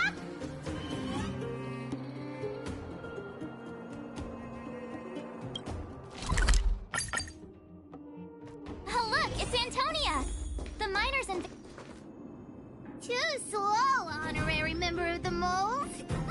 You should have gotten here before Hook. Let me introduce you to Sweta. She is Daddy's most trusted miner. Not at all. Mr. Fursman trusts every vagrant, and every one of us trusts Mr. Fursman. But after what happened over at that geomarrow vein, the atmosphere at the shelter became a bit tense. I'm here to find Daddy's treasure, his vein detector. I heard that someone stole it. Is that true? Well, I would guess that's probably true. After the conflict in the mine, Wildfire gathered everyone out of the shelter and took a head count to check on the wounded. 4 people were not there. When we returned to the shelter, Mr. Fursman's detector was gone. We searched all around the shelter but found nothing. I guess one of those 4 people was the thief. Yes. The shelter was usually crowded, so thieves would have had a hard time stealing things when everyone was around. We vagrants have our dignity too. I'm sure we will catch the thief, but... But... what?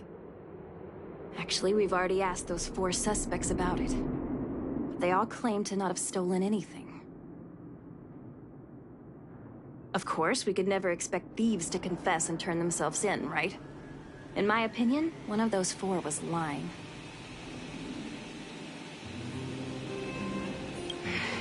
I agree. All 4 suspects are at the shelter. If you're feeling confident, why not give it a try? Maybe you can determine who the thief is. Adults are so dishonest. Hook's gonna question them one by one.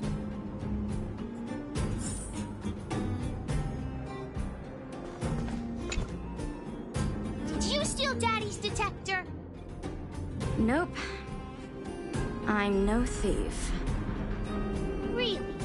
Then you better answer our questions honestly. Ask away. Let's not waste time. Space didn't notice anything. Good man. But a bit of a cheapskate. Nope. What? Hey, would you mind talking more nicely? What? I always talk like this. I don't feel like she's the thief. I know.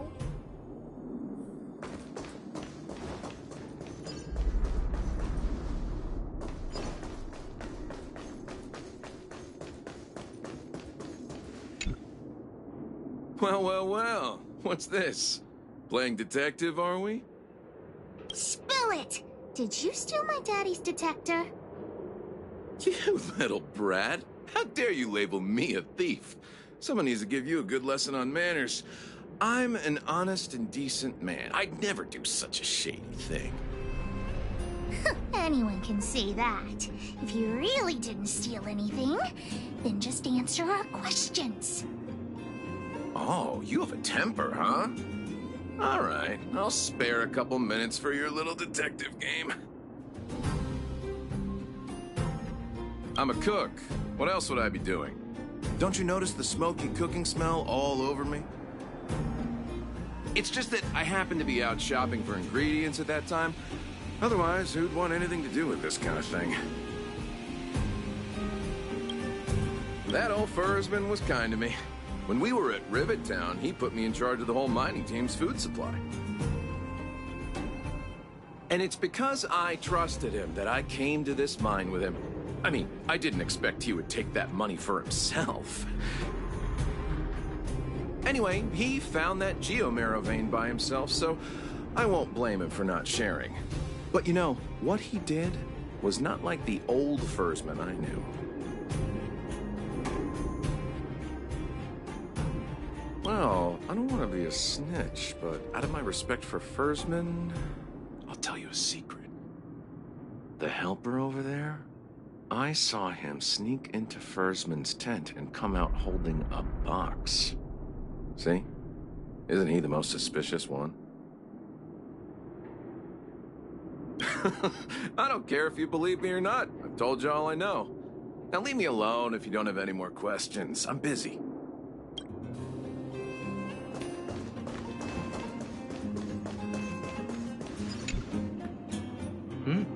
Hook? What's the matter? Did you steal Daddy's detector? What? Oh, if I'd known I would become a suspect, I wouldn't have gone out at that time. How foolish of me. We just need you to answer a few questions. Okay. Ask away. It would be good to clear myself of suspicion. Nothing special. I just went out to get some fresh air. Oh dear, oh dear. I know that's a lame alibi, but I swear it's the truth. Mr. Firstman, he's a good person. Though... Oh, never mind. Oh, no, no. I must sound very suspicious, but I really didn't do anything. You have to believe me. Detector? No, I haven't seen anything, and I don't know anything. Is that all the questions you have? Have I proven my innocence? Oh dear. All this waiting around is enough to make me even more anxious.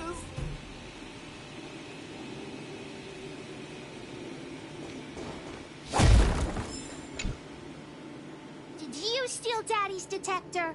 What? How could you say that? You're gonna make me angry. You know what a businessman values the most? Reputation. If your slander ruins my reputation and harms my business, you'll pay for that.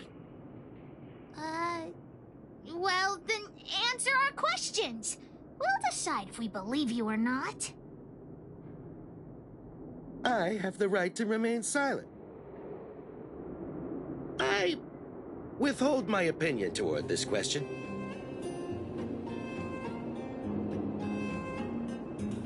No comment. Oh, you... I'll give you one more chance. Think carefully and give your answer to Diggertron this time. You little brat. Grow a couple of feet taller before you think about threatening me. Here, how about we make a deal? I'll tell you what I know in exchange for a small intel service fee. Fair and honest. Great. I like your style. Customers who don't fuss over the price are the best. So what do you want to know? Ask away. I went into town to restock. Nothing out of the ordinary, right? I restock on a regular basis, everyone knows that. I was wondering why there was nobody at the shelter. Versman is an old customer of mine. He's pretty nice to me, though we are not so close. As to what he did about that Geomero van, it was kind of unethical. We're all neighbors. We've known each other for a long time. But he sold out to the other side and left his own people out to dry. I really can't agree with that.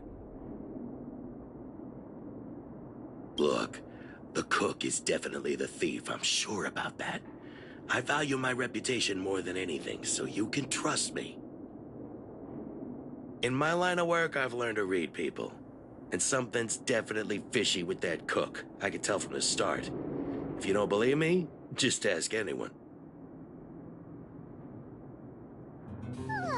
Hook's head is spinning. Do you remember everything they said? Don't worry, I've written it all down for you. Remember, among these 4 people, only the real thief would lie. The cook said the helper did it. The tailor said it wasn't her. The merchant said it was the cook, and the helper said it wasn't him. So, do you know who the culprit is?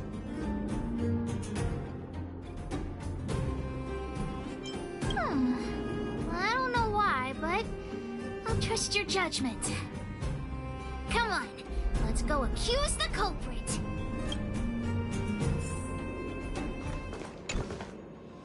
Look, figured it out.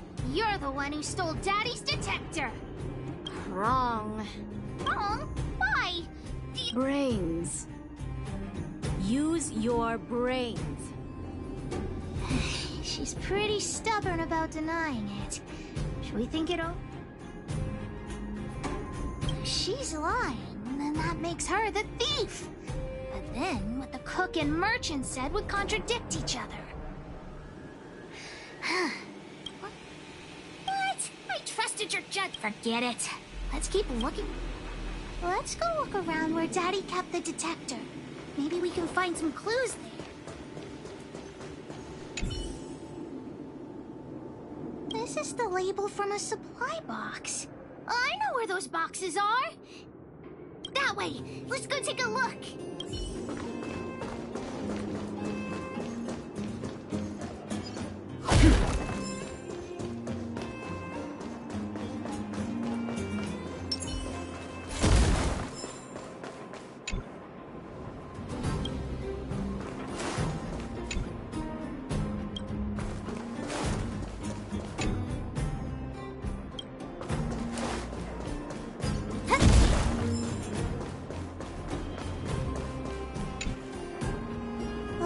Must have been on this box. Wait a minute. What's that smell? It's got a spicy smell. This smells like stone-grilled Om. Not too many people smell like this. The thief appears to have taken Daddy's treasure. And it seems that this damaged probe is one of the detector's components. Has Daddy's treasure been sold already? Oh, where could the thief have gone? Think, Hook, think.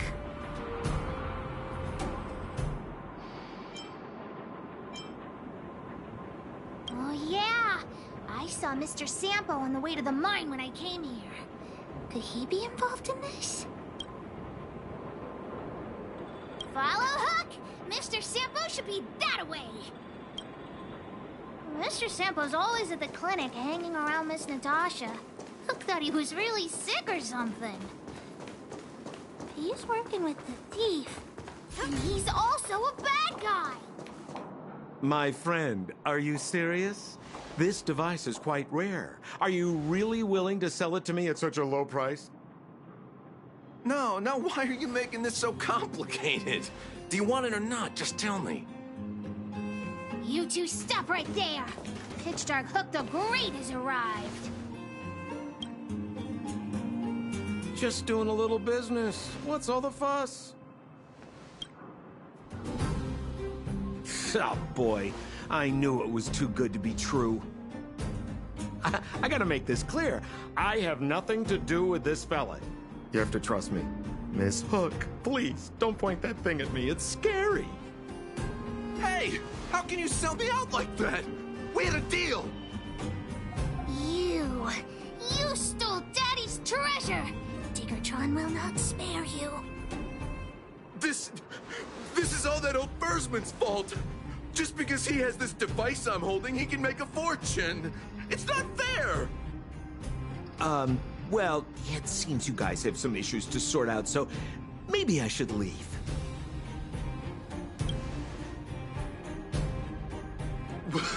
What kind of a reason are you looking for?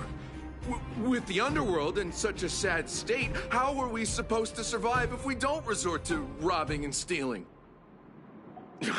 Anyway, I got the device now. Come take it, if you have the guts.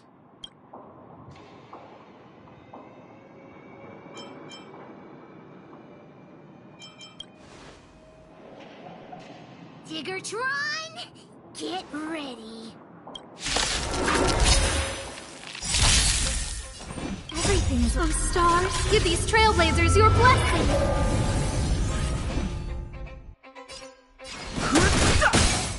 Who invited you? This is our chance.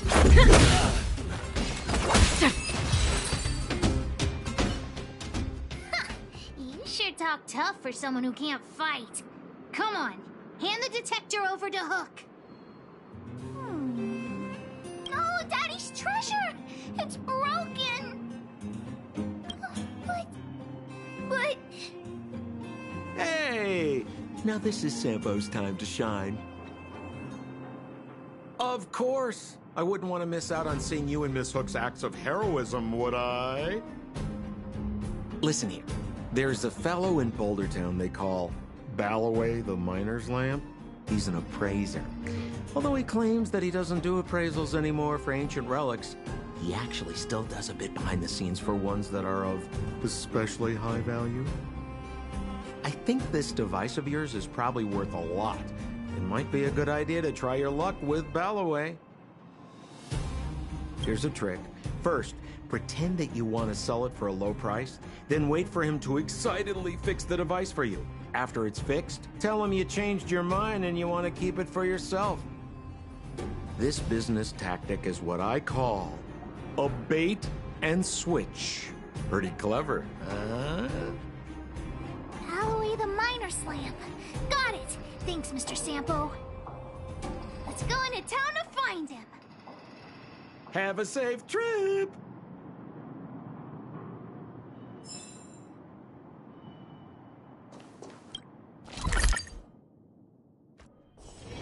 Can you see the stars from here, too? You see the sign, right? Business temp... I'm already retired from appraising ancient relics, so unless this detector is some kind of precious treasure... Look at this! The detector's probe broke off. Can you fix it? Ho ho, this certainly is a rare relic. Let me take a closer look. Yes! Look extra close. You have to help Hook fix it. This device... I've been in the business for a long time, but never have I seen an ancient relic like this one before. I think this is probably beyond repair. But still, it is a rare treasure. Even broken, I'd be willing to pay a high price for it. What do you say? The detector's probe is gone. It's like searching for something without eyes or ears. Now, it's nothing more than a pile of junk with no practical value. I'm willing to offer a generous price for this thing, so do you want to sell it or not?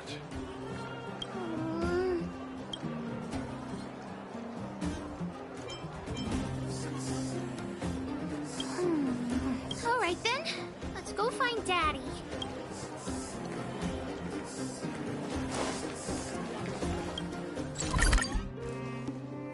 That thing's been cursed.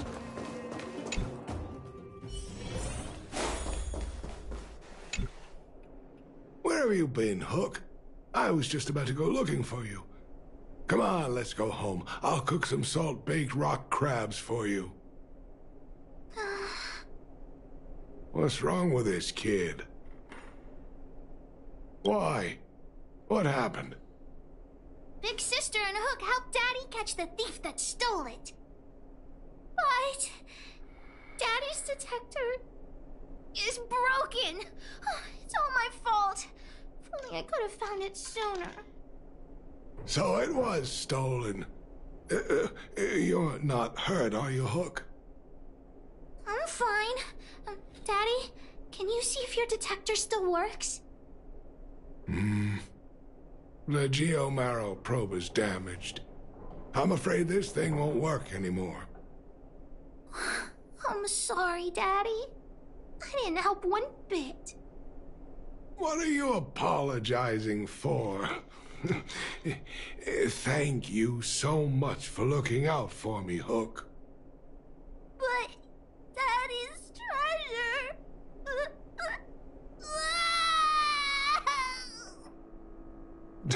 Don't cry, Hook. Daddy's true treasure has been here all along. It was never lost or broken.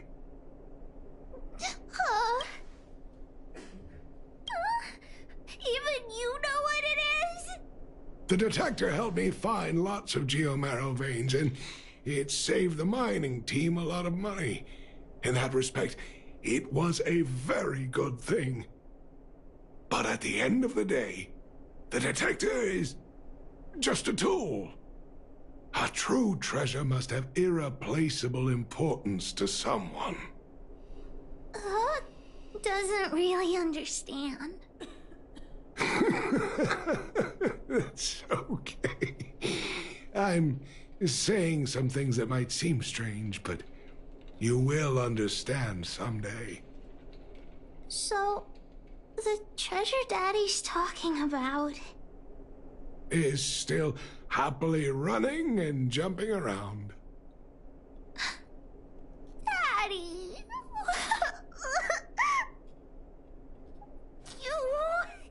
You're not allowed to see her cry! Go away!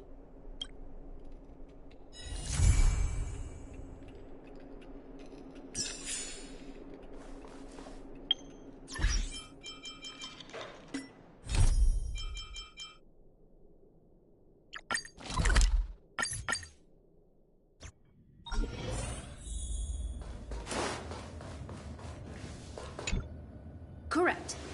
All the cabins they might pass by have been checked. Remember to report to lead researcher Asta.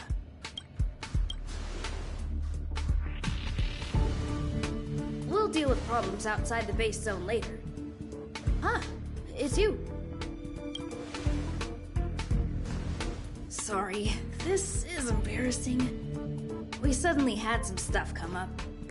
I wanted to take care of it before you arrived, but I can't seem to even get a break around here. Never mind about that.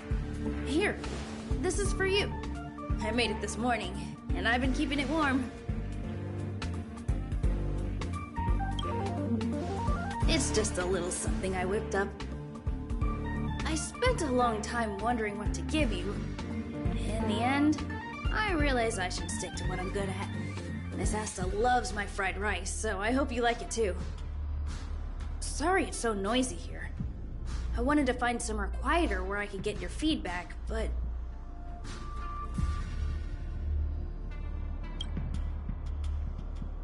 I'm pretty confident in this dish.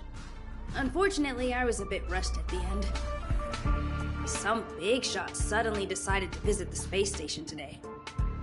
Everyone has been in a hurry since the announcement. They're all worried that a bad impression could damage Madame Herta's reputation.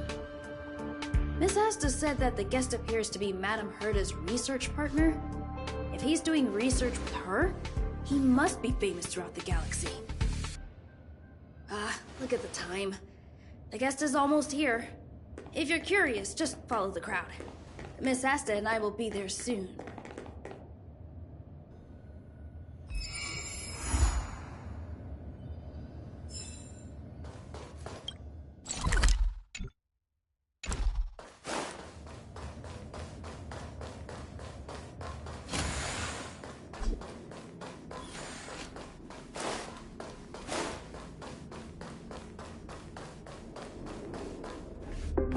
Wow, it's the first time I've seen such a spectacle.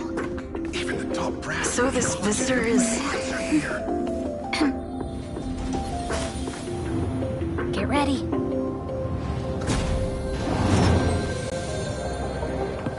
Hypothesis. Thought always precedes word. And yet, I can't find the words for this moment. It's good to see you, Asta. I apologize. I'm 4 minutes and 13 seconds earlier than the appointed time. I hope it's not a bother. Of course not, Mr. Scrollum. Welcome to Herta Space Station. No need for formalities, Asta. Herta Space Station is where knowledge converges. Here we celebrate the equality of thought. Such collaboration between organic life forms is magnificent and efficient. You're rebuilding the space station far quicker than I could have imagined. We appreciate your high praise, Mr. Scrollum. Would you like me to show you around? Since the last summit, we've launched several new research projects focused on silicone-based matrices. Well, that sounds lovely, but I do have a meeting with Herta, so let's put the new surprises on hold for now. Madame Herta should be in her office. I'll take you there. Right this way. Sure. And you are?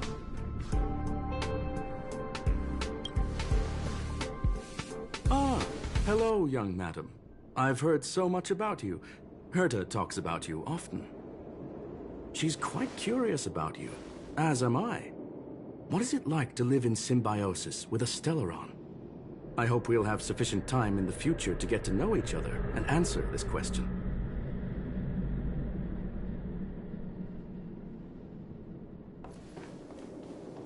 Sorry, I wanted to show you around, but now I don't think I'll be able to get away.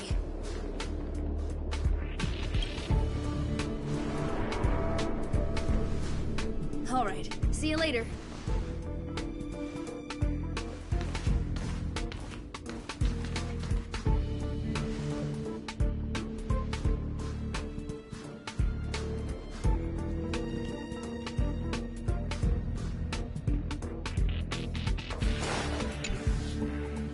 Strange. It should be around here somewhere. Maybe it's hidden inside Madame Herta's portrait. Huh? Do you need something? If you're looking for the front desk, just go straight through those doors. Wait a second. I know you. I saw you chatting with Captain Arlen just now.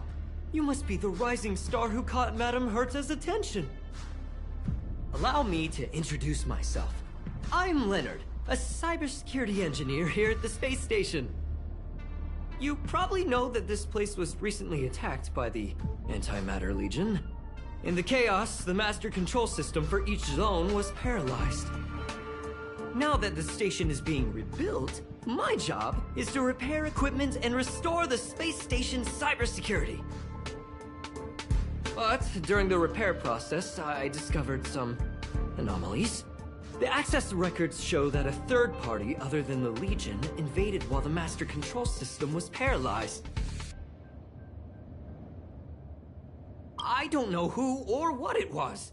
Actually, I'm investigating that right now.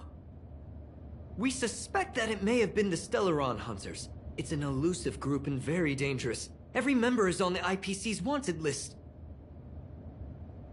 They include a super hacker from Punk Lord. I'm ashamed to admit that I've lost to her once before.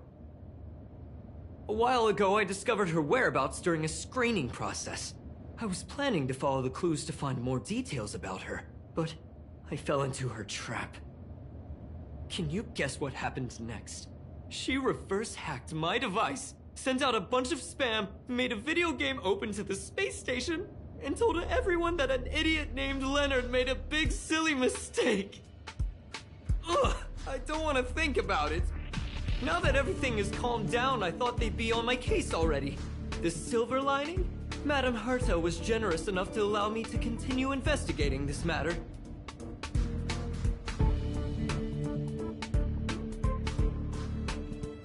Yeah, it was pretty unexpected. Space station affairs are usually handled by lead researcher Asta. This is the first time I've seen Madame Herta give orders in person. To put it simply, the leaders have given me an opportunity. How could I not cherish it? If I can make up for my mistakes and do a good job, I may have a chance to prove myself.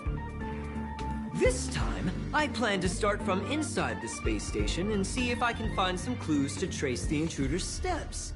Maybe I can find the blind spot I missed before. I designed a decoding program. Look! It looks like a camera, but it's actually a detector. We should be able to find hidden clues with it. Just like this.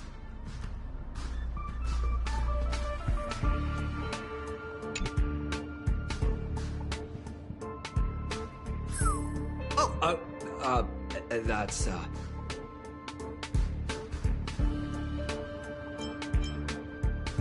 What are you talking about? This looks like... Oh, a drop of sweat? Unbelievable! Why would something like this be in the space station? The staff wouldn't even dare scribble on the wall, let alone leave a drop of sweat! So this is what we're looking for? This suspicious evidence? It wasn't what I was expecting, but... Wait a second? Let me take a look. Oh, I see. This is digital graffiti that appears to represent Punklorian symbols. If I'm not mistaken, this should be some kind of automatic encryption. We need to decipher it if we want to find any culpatory evidence. Ugh. You got me there!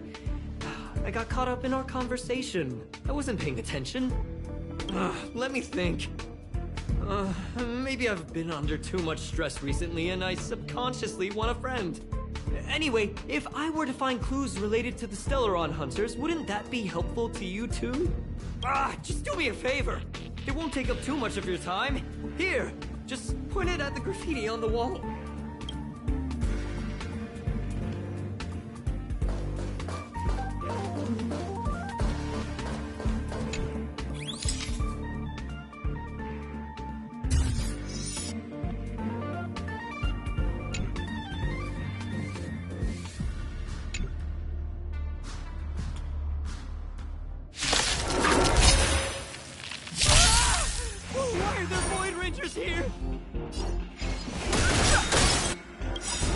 The truth of life and death.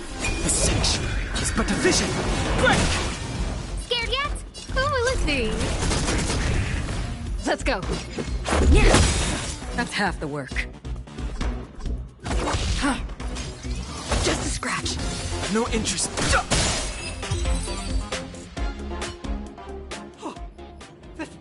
That scared me to death! Did you see that? It seemed like something popped up here, then Void Rangers jumped out. But look! Just like I guessed, this graffiti is encrypted. If we decipher it, we can see some hidden information. The surveillance camera captured her face. Silver Wolf. It's exactly the same as the photo on the IPC's wanted list. Let me see what she was up to. Is this a transmitter beacon? Oh, I see. She probably ran into the Antimatter Legion during the invasion, then used this beacon to teleport the enemies somewhere else. We accidentally activated the beacon again just now, and they were brought back. Jeez! Stellaron Hunters have the ability to stow enemies away like that? Beacon transmission that doesn't require a power source and can be implemented solely through computation? No wonder they were able to break into the space station. With this, I'm afraid not even Madame Herta's office is safe. It's really hard to stay calm. You know, if it wasn't for you, I'd probably be lying on the ground right now. So it's really important that we work together. Please! There's a strange signal nearby. Maybe it's another piece of graffiti. Look! Up there!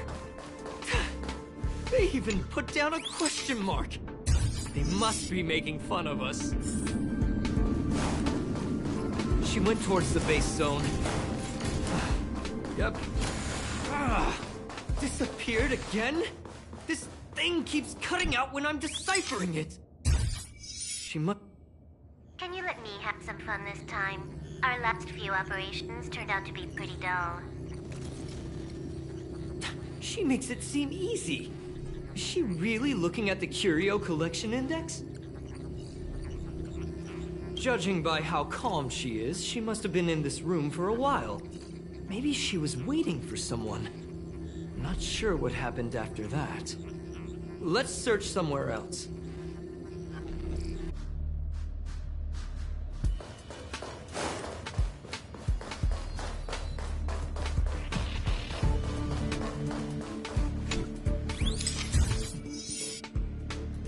Your fake ID info is ready. Ah, so that's what happened. She sneaked in first, then helped her partner in through the main door. It's a classic hacking operation. Let's see. The registered name is... Leonard Collywell? How is this possible? She used my identity. I never noticed that there was an issue with this record. I subconsciously glanced right past it when I saw my own name. She's so cunning.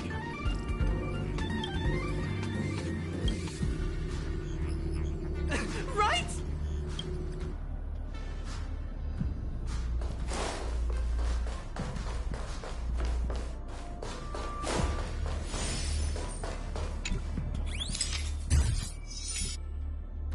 The graffiti's location is quite interesting.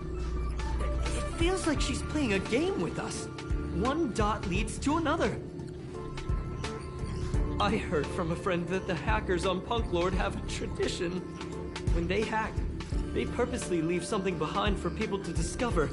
Kind of like throwing down the gauntlet. They call this the Punk Lord mentality. There can only be competition when there's rivalry. And there can only be excitement when there is competition. Life's a game, and having fun is what's most important. I don't understand that way of thinking. But it seems like this graffiti might have been left behind for us on purpose as a clue. The same thing happened last time as well. I was so close to the target, but got obliterated in the final battle of information.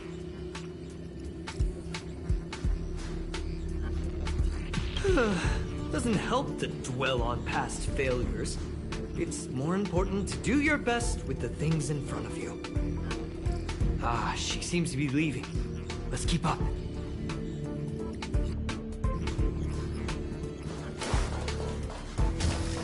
They seem to be heading toward the monitoring.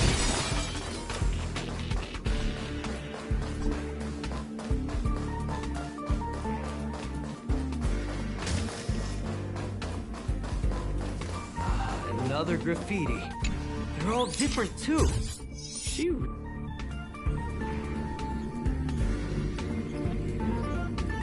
Huh? Is this section of the record damaged? She went through the wall and disappeared. That's highly unlikely.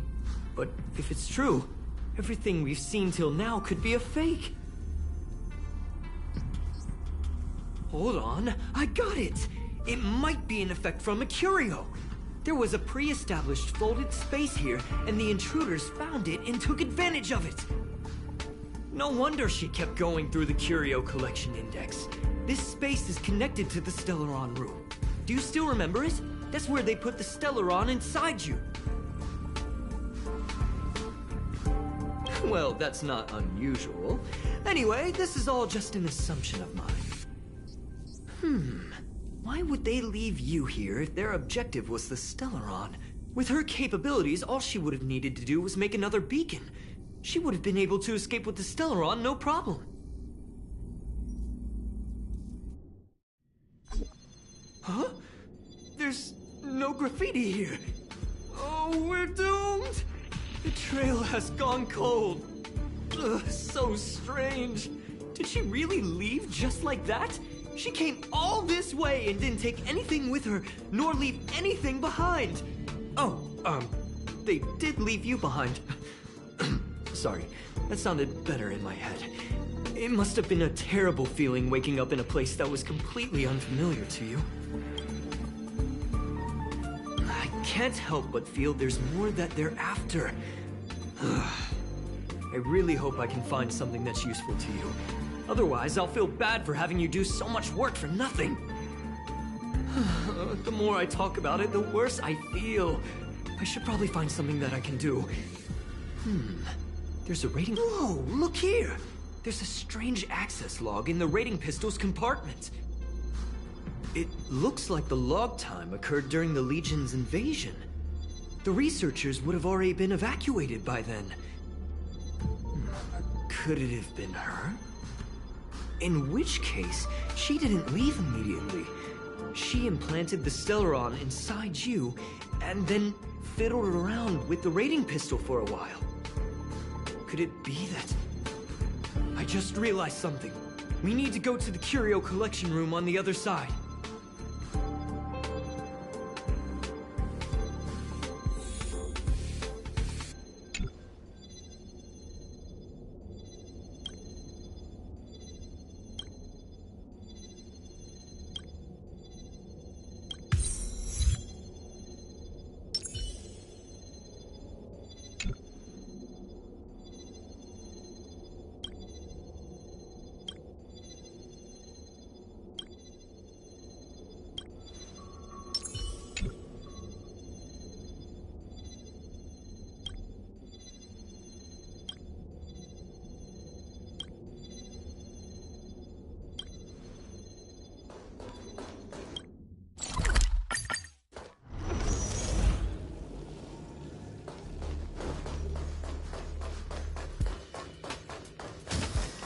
Just as I thought.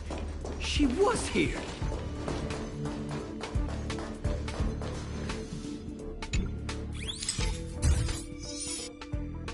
I just remembered that Madame Herta has a game cartridge named Punk Lord Mentality in her collection. You remember it, right? It's actually on the list of missing curios. I wasn't able to put the two together before.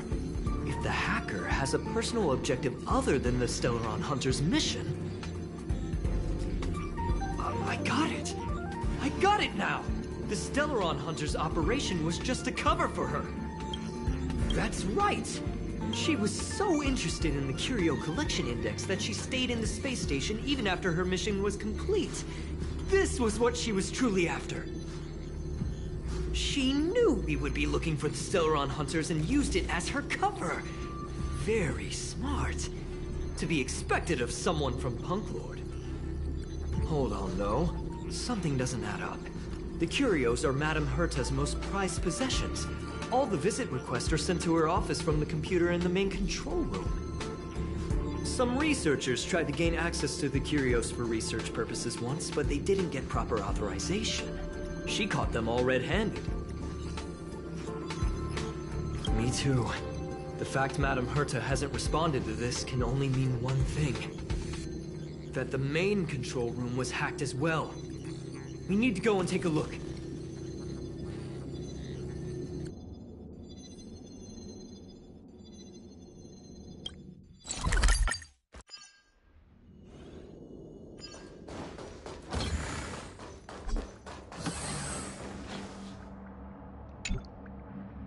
Wait, don't move.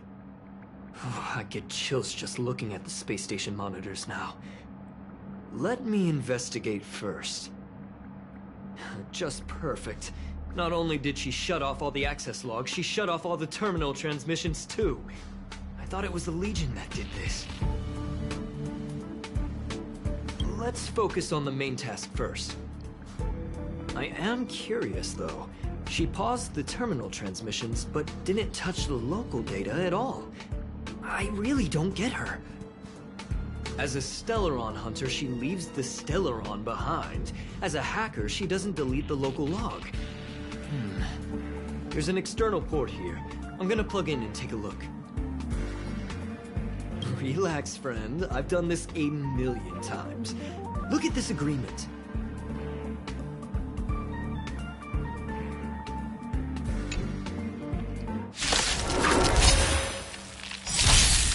Fighting is meaningless. Rules are made to be broken.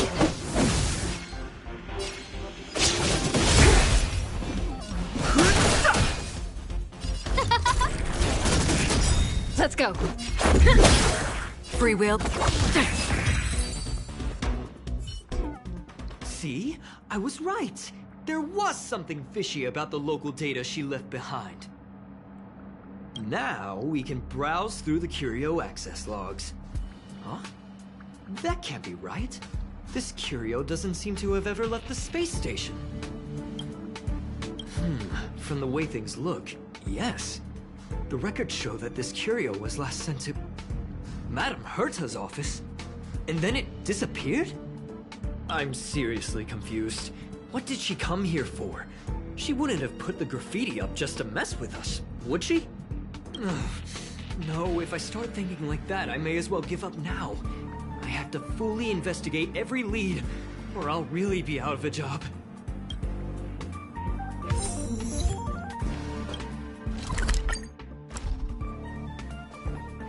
That's not gonna happen.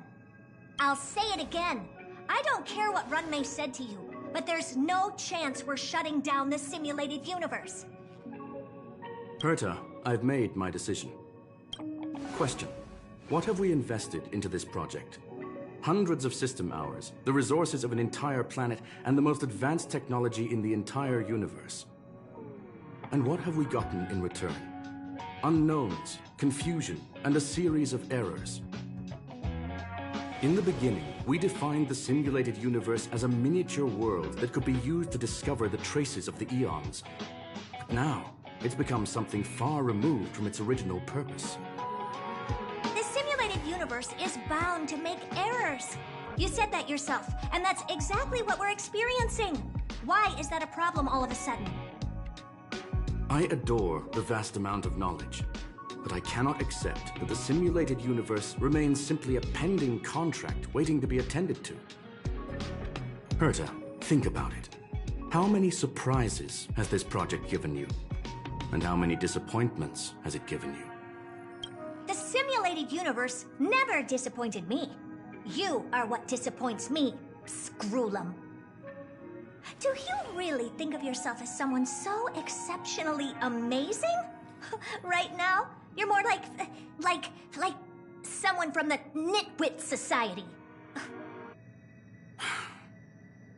Herta, I don't mean to question you, nor do I want to deny the hard work you've put forth for the simulated universe. I just want to give more room for knowledge and inspiration to grow freely. That's enough. Leave if you don't want to be part of this. Go tell the other two yourself. Oh, and take your tech with you. I don't need it. I can go find Adrian Taylor, or the red-nosed old man from Epsilon, or even the Intelligentsia Guild. At least they won't quit halfway. Ugh.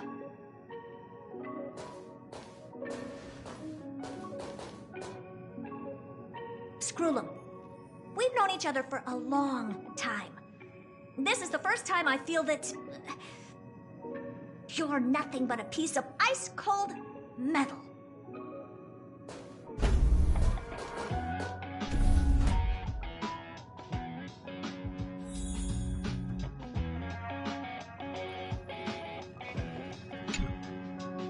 My apologies, madam. This all started with me. I was the one that brought up the request to end our academic collaboration. Don't get me wrong, I have nothing against Herta or the project. The simulated universe is a great experiment, and Herta is a true genius. However, we have our differences when it comes down to our long-term vision for the future. These differences will often manifest into bias, and bias will get in the way of the formulation of knowledge. Deep down, I want to continue to believe in Herta. The question is whether one should end a collaboration that no longer holds true to its original intent. From an objective standpoint, I should end it immediately. Are you worried about her mental state? Judging by the result, I have failed to choose the most suitable time to raise this matter. The emotions of organic life are like tides. It is my fault for not noticing the trajectory of the moon. Let Herta be alone for a while, so she can calm her emotions. It'll be beneficial for our negotiations later as well. As for the simulated universe, if that's the reason you're here, maybe I can help in answering your questions.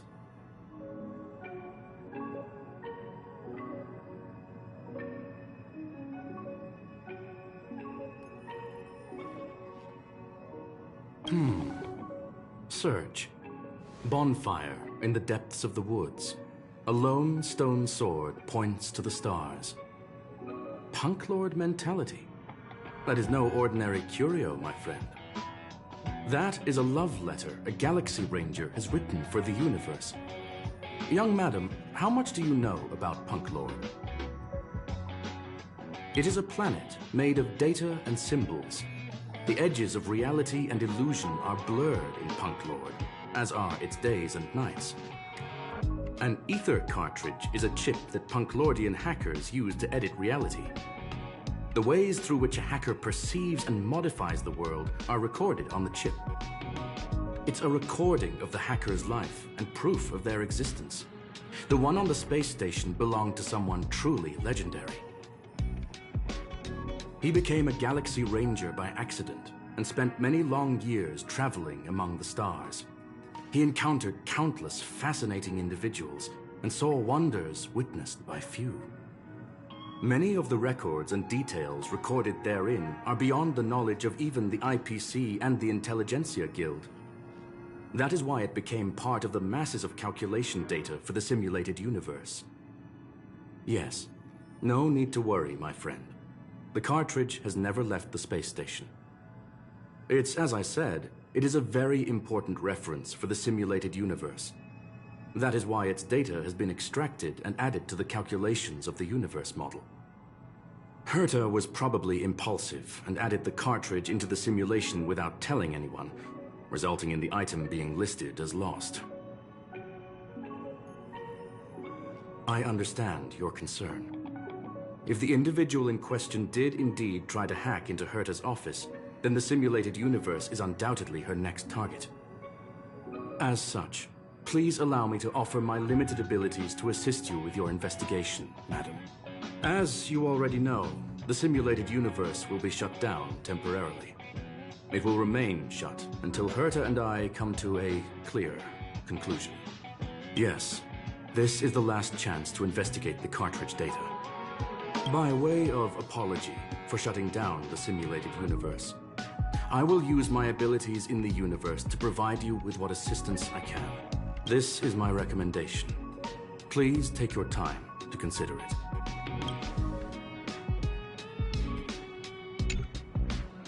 Well, madam, are you ready? Very well. Get going we shall. I will be sending you into the simulated universe using an alternative method.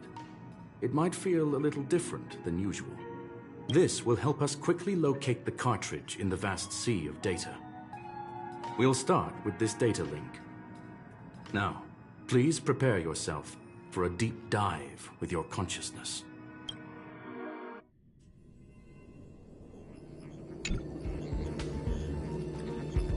Young madam, are you all right?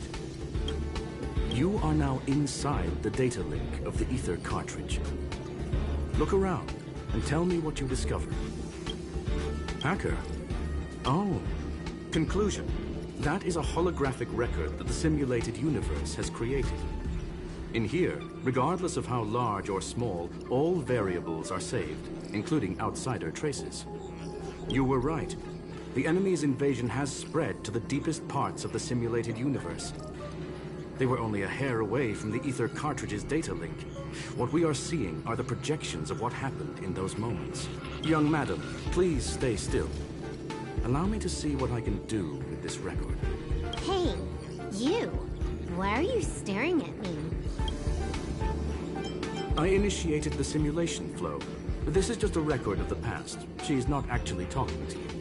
Please listen and don't interrupt her. We may be able to find out more of what we need to know. First off, I'm not obsessed with it. On Punk Lord, the stories of the cartridge are no different from textbooks. I'm not interested in something that everybody already knows about. Secondly, it's not some kind of video game cartridge. It's an ether cartridge. It's the second pair of eyes, second brain, and second heart of the hacker. Do you understand what that actually means? With that cartridge, if a guy went to a movie premiere and bought some mixed popcorn, you'd be able to know the flavor of the fourth kernel he picked out of the bucket. It's truly amazing. Lastly, I'm gonna say it again. I am not obsessed with it. The reason I'm still rambling about it is to make sure that you know how amazing it really is. Do you get it now, Kafka? Alright, let's get going. We have to move quickly. This place is different from the rest of the space station. We're on Genius Society turf. It is safe to assume that 2 people entered the simulated universe. Her and her companion. Interesting. Let's see what happened next. You are now taking the point of view of the companion. She will react to your behavior now.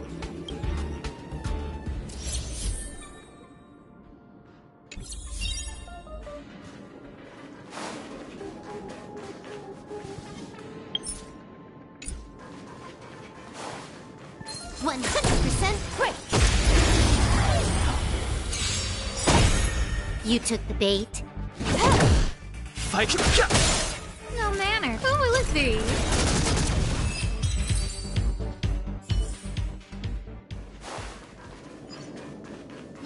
100% quick. You took the bait. I've no interest. Fork in the road, huh? I got this. Wanna pick one first?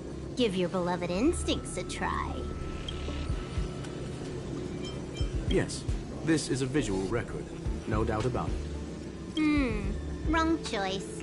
The correct answer is the path on the right.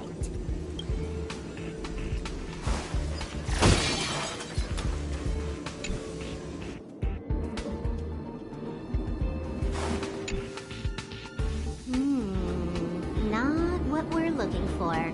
It's a bait signal. Ugh, why would Herta put something like this inside the simulated universe? Doesn't she find it annoying when she has to find something herself? Never mind, I miscalculated. Let's try another sector. She's actually on the correct path. She just needs to continue a little further. I trust that she too will realize this soon. Indeed. However, objectively speaking, it is almost certain that she will. Stellaron Hunter, Silver Wolf.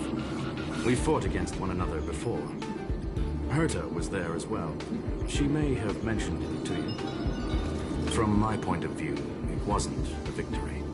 It was more like a test than a duel. She would attack, and I would defend. Neither of us gave it our all. She wasn't able to break through my defenses, and I wasn't able to stop her from leaving. I never thought our next meeting would take place under these circumstances.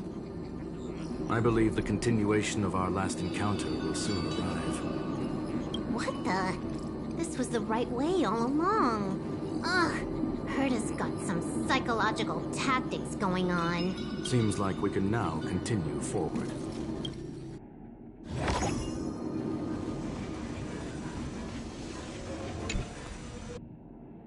Oh, back to the space station again. A riddle? Where's the skip button?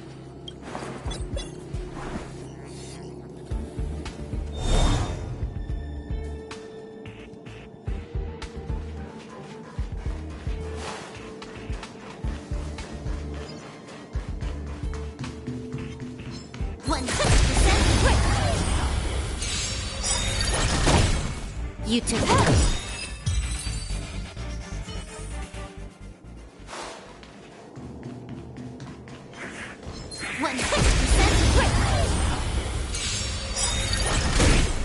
You took the bait. Too late to recruit. Oh, let's see. Let's go.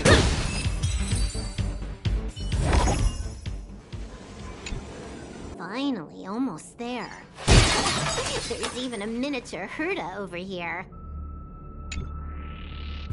Eesh. A little narcissistic, isn't she? The whole space station is filled with her face. Portraits, statues, even projections of herself. I was planning on adding a mustache for her, but the spray didn't work. The entire space station feels like it's made of paper, but her portrait is near indestructible. She's talking about that portrait in the elevator room, no? Herta commissioned me to design an encryption tool for her. Seems she ended up using it on her portrait.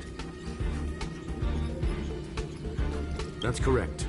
The ether cartridge data is in the next room. Our pursuit is coming to an end. Yes, that incongruous feeling has persisted throughout this long pursuit. She came for the Stellaron, but showed a strong interest in the curios. I must admit, this feels less like a chase, and more like a chance encounter. I recall a story about Punk Lord. It is said that graffiti is a special kind of symbol there. Hackers see reality as a magnificent game, an attempt to finish the stage we know as life. Whether it be for competition or for joy, they leave a trail in the places they visit. One symbol after another link up to become a long, long journey that writes the game of life. And would this ongoing affair not be part of such an endeavor? Perhaps this is all nothing more than a game she's decided to play with us. In which case, let us accompany her till the end.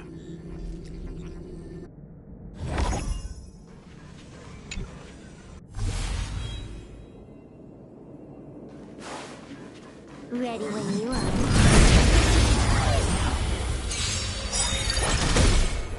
This combat needs optimizing. This is double speed. Time for a buzz. The truth of life and death, the sanctuary, is but a vision. Break!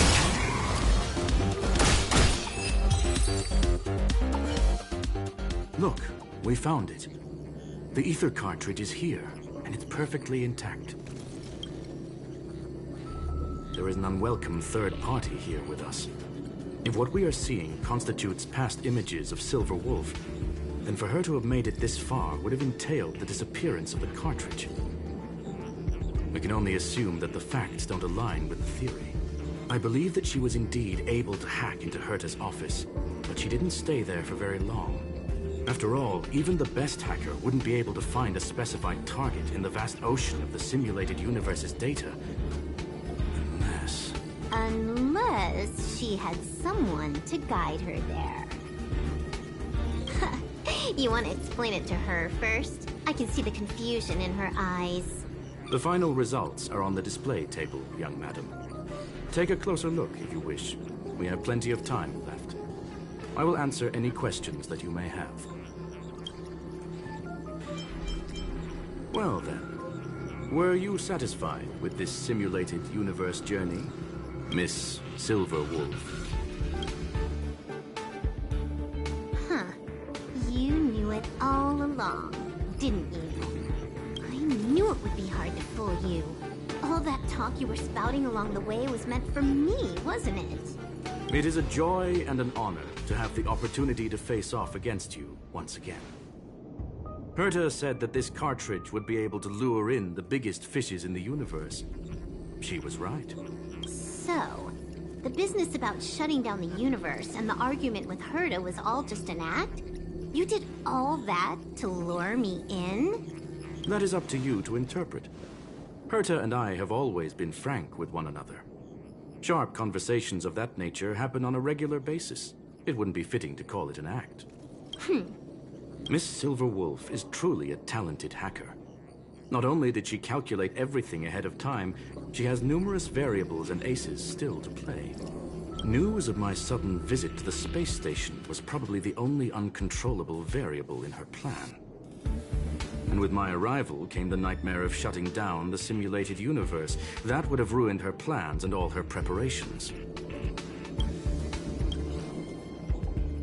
You now know everything about this encounter. Everything? No. You're wrong about the most important part. You think I came here out of desperation, but I've been bursting with excitement this whole time. Do you know how happy I was when you showed up, Screwlum? I haven't had the thrill of a formidable opponent in such a long time. The Legion is nothing but a bunch of cavemen, and the IPC were a disappointment.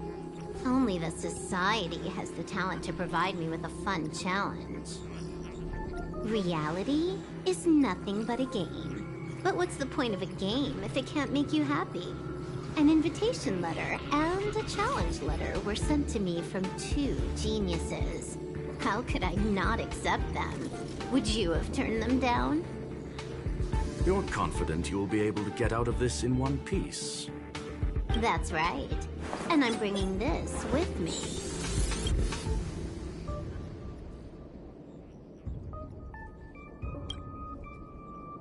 Oh, a copy. You completed it while we were talking just now.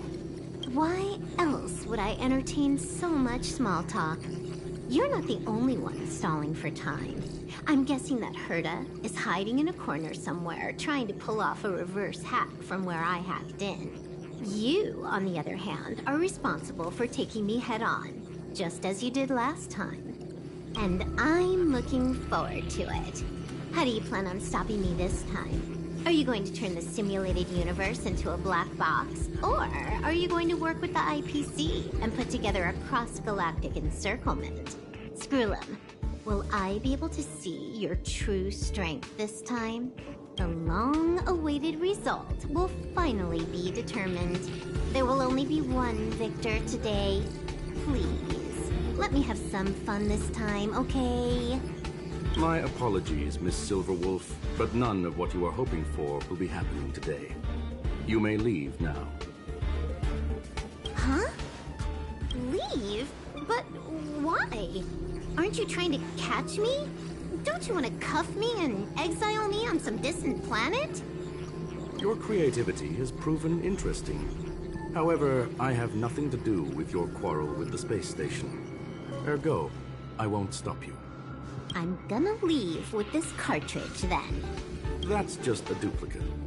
Correction, not only is the one in your possession a duplicate, but so is the one here. The real curio was transferred elsewhere at the very beginning. Conclusion, you may share that data freely. What if I attack the space station again? It would have nothing to do with me. But I must warn you, it is likely that someone would step forward to stop you. Then what if I were to destroy the simulated universe right now? I'm sorry, but that simply isn't possible. Ether editing isn't capable of destroying an entire universe. What is the point of this then? You guys went out of your way to put together this trap but don't plan on doing anything at all? That's right. This way, the game that you so carefully orchestrated is now pointless, is it not? There's no point in a game if it's no longer fun. Silver Wolf, I know what you're after. The IPC's shackles won't be able to hold you, and jail is but another game to you. Herta and I came to an understanding. We will no longer enable you and give you what you need. How boring. However, Herta felt that this would be too easy on you, and wanted to add something of her own. And that is why, in this very moment, she has reverse-hacked you and located all your interastral network accounts. A total of 76 accounts. A very impressive number. How would it be if the IPC were to freeze all of them? Including all of your game records. What? Hey, hold on a minute. And she logged out. How hasty of her. Games are always fun in the eyes of a child, but to an adult, they are but one among many ways of solving a problem. It's about time we were on our way.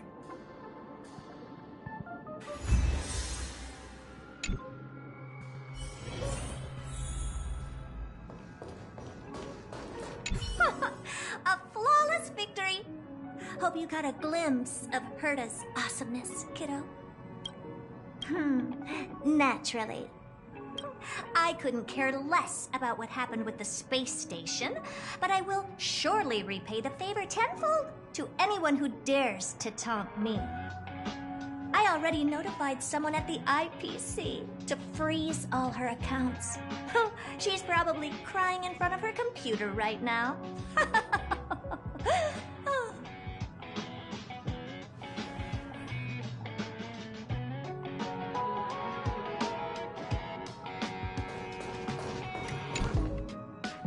Thank you, young madam. Your and Mr. Leonard's contributions were a necessity to our victory. Do you have any other questions regarding this incident? Well, young madam, our destination may differ, but there are still countless opportunities for our paths to cross. The pursuit of knowledge will always be the best driving force for trailblazing.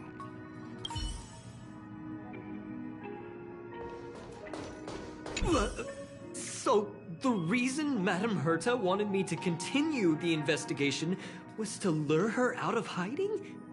That never crossed my mind! Did she know about the traps the hacker left in the space station from the very beginning?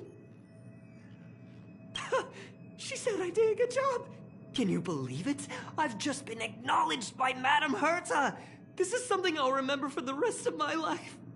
I don't have to worry about being fired anymore! This chapter has come to a conclusion. Come, let us close the final back door.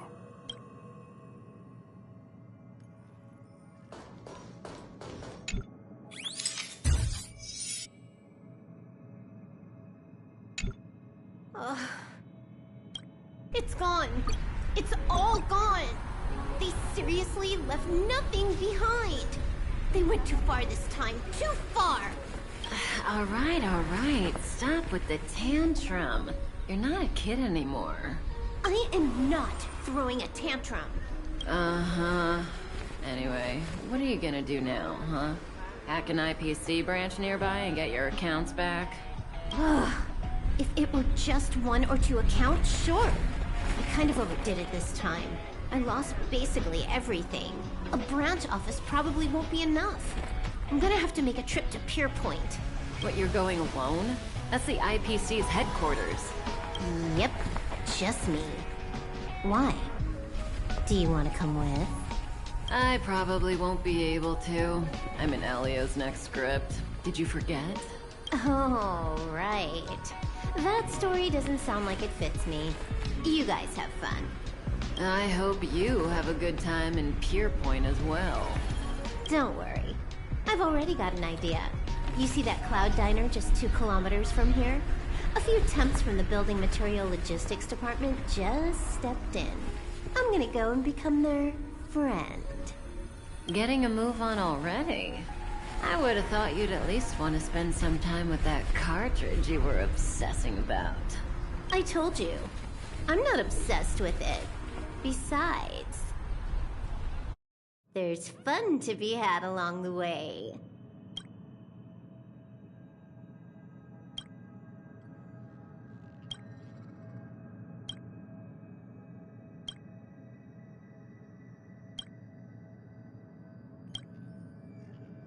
A game is a game, and that's all there is to it.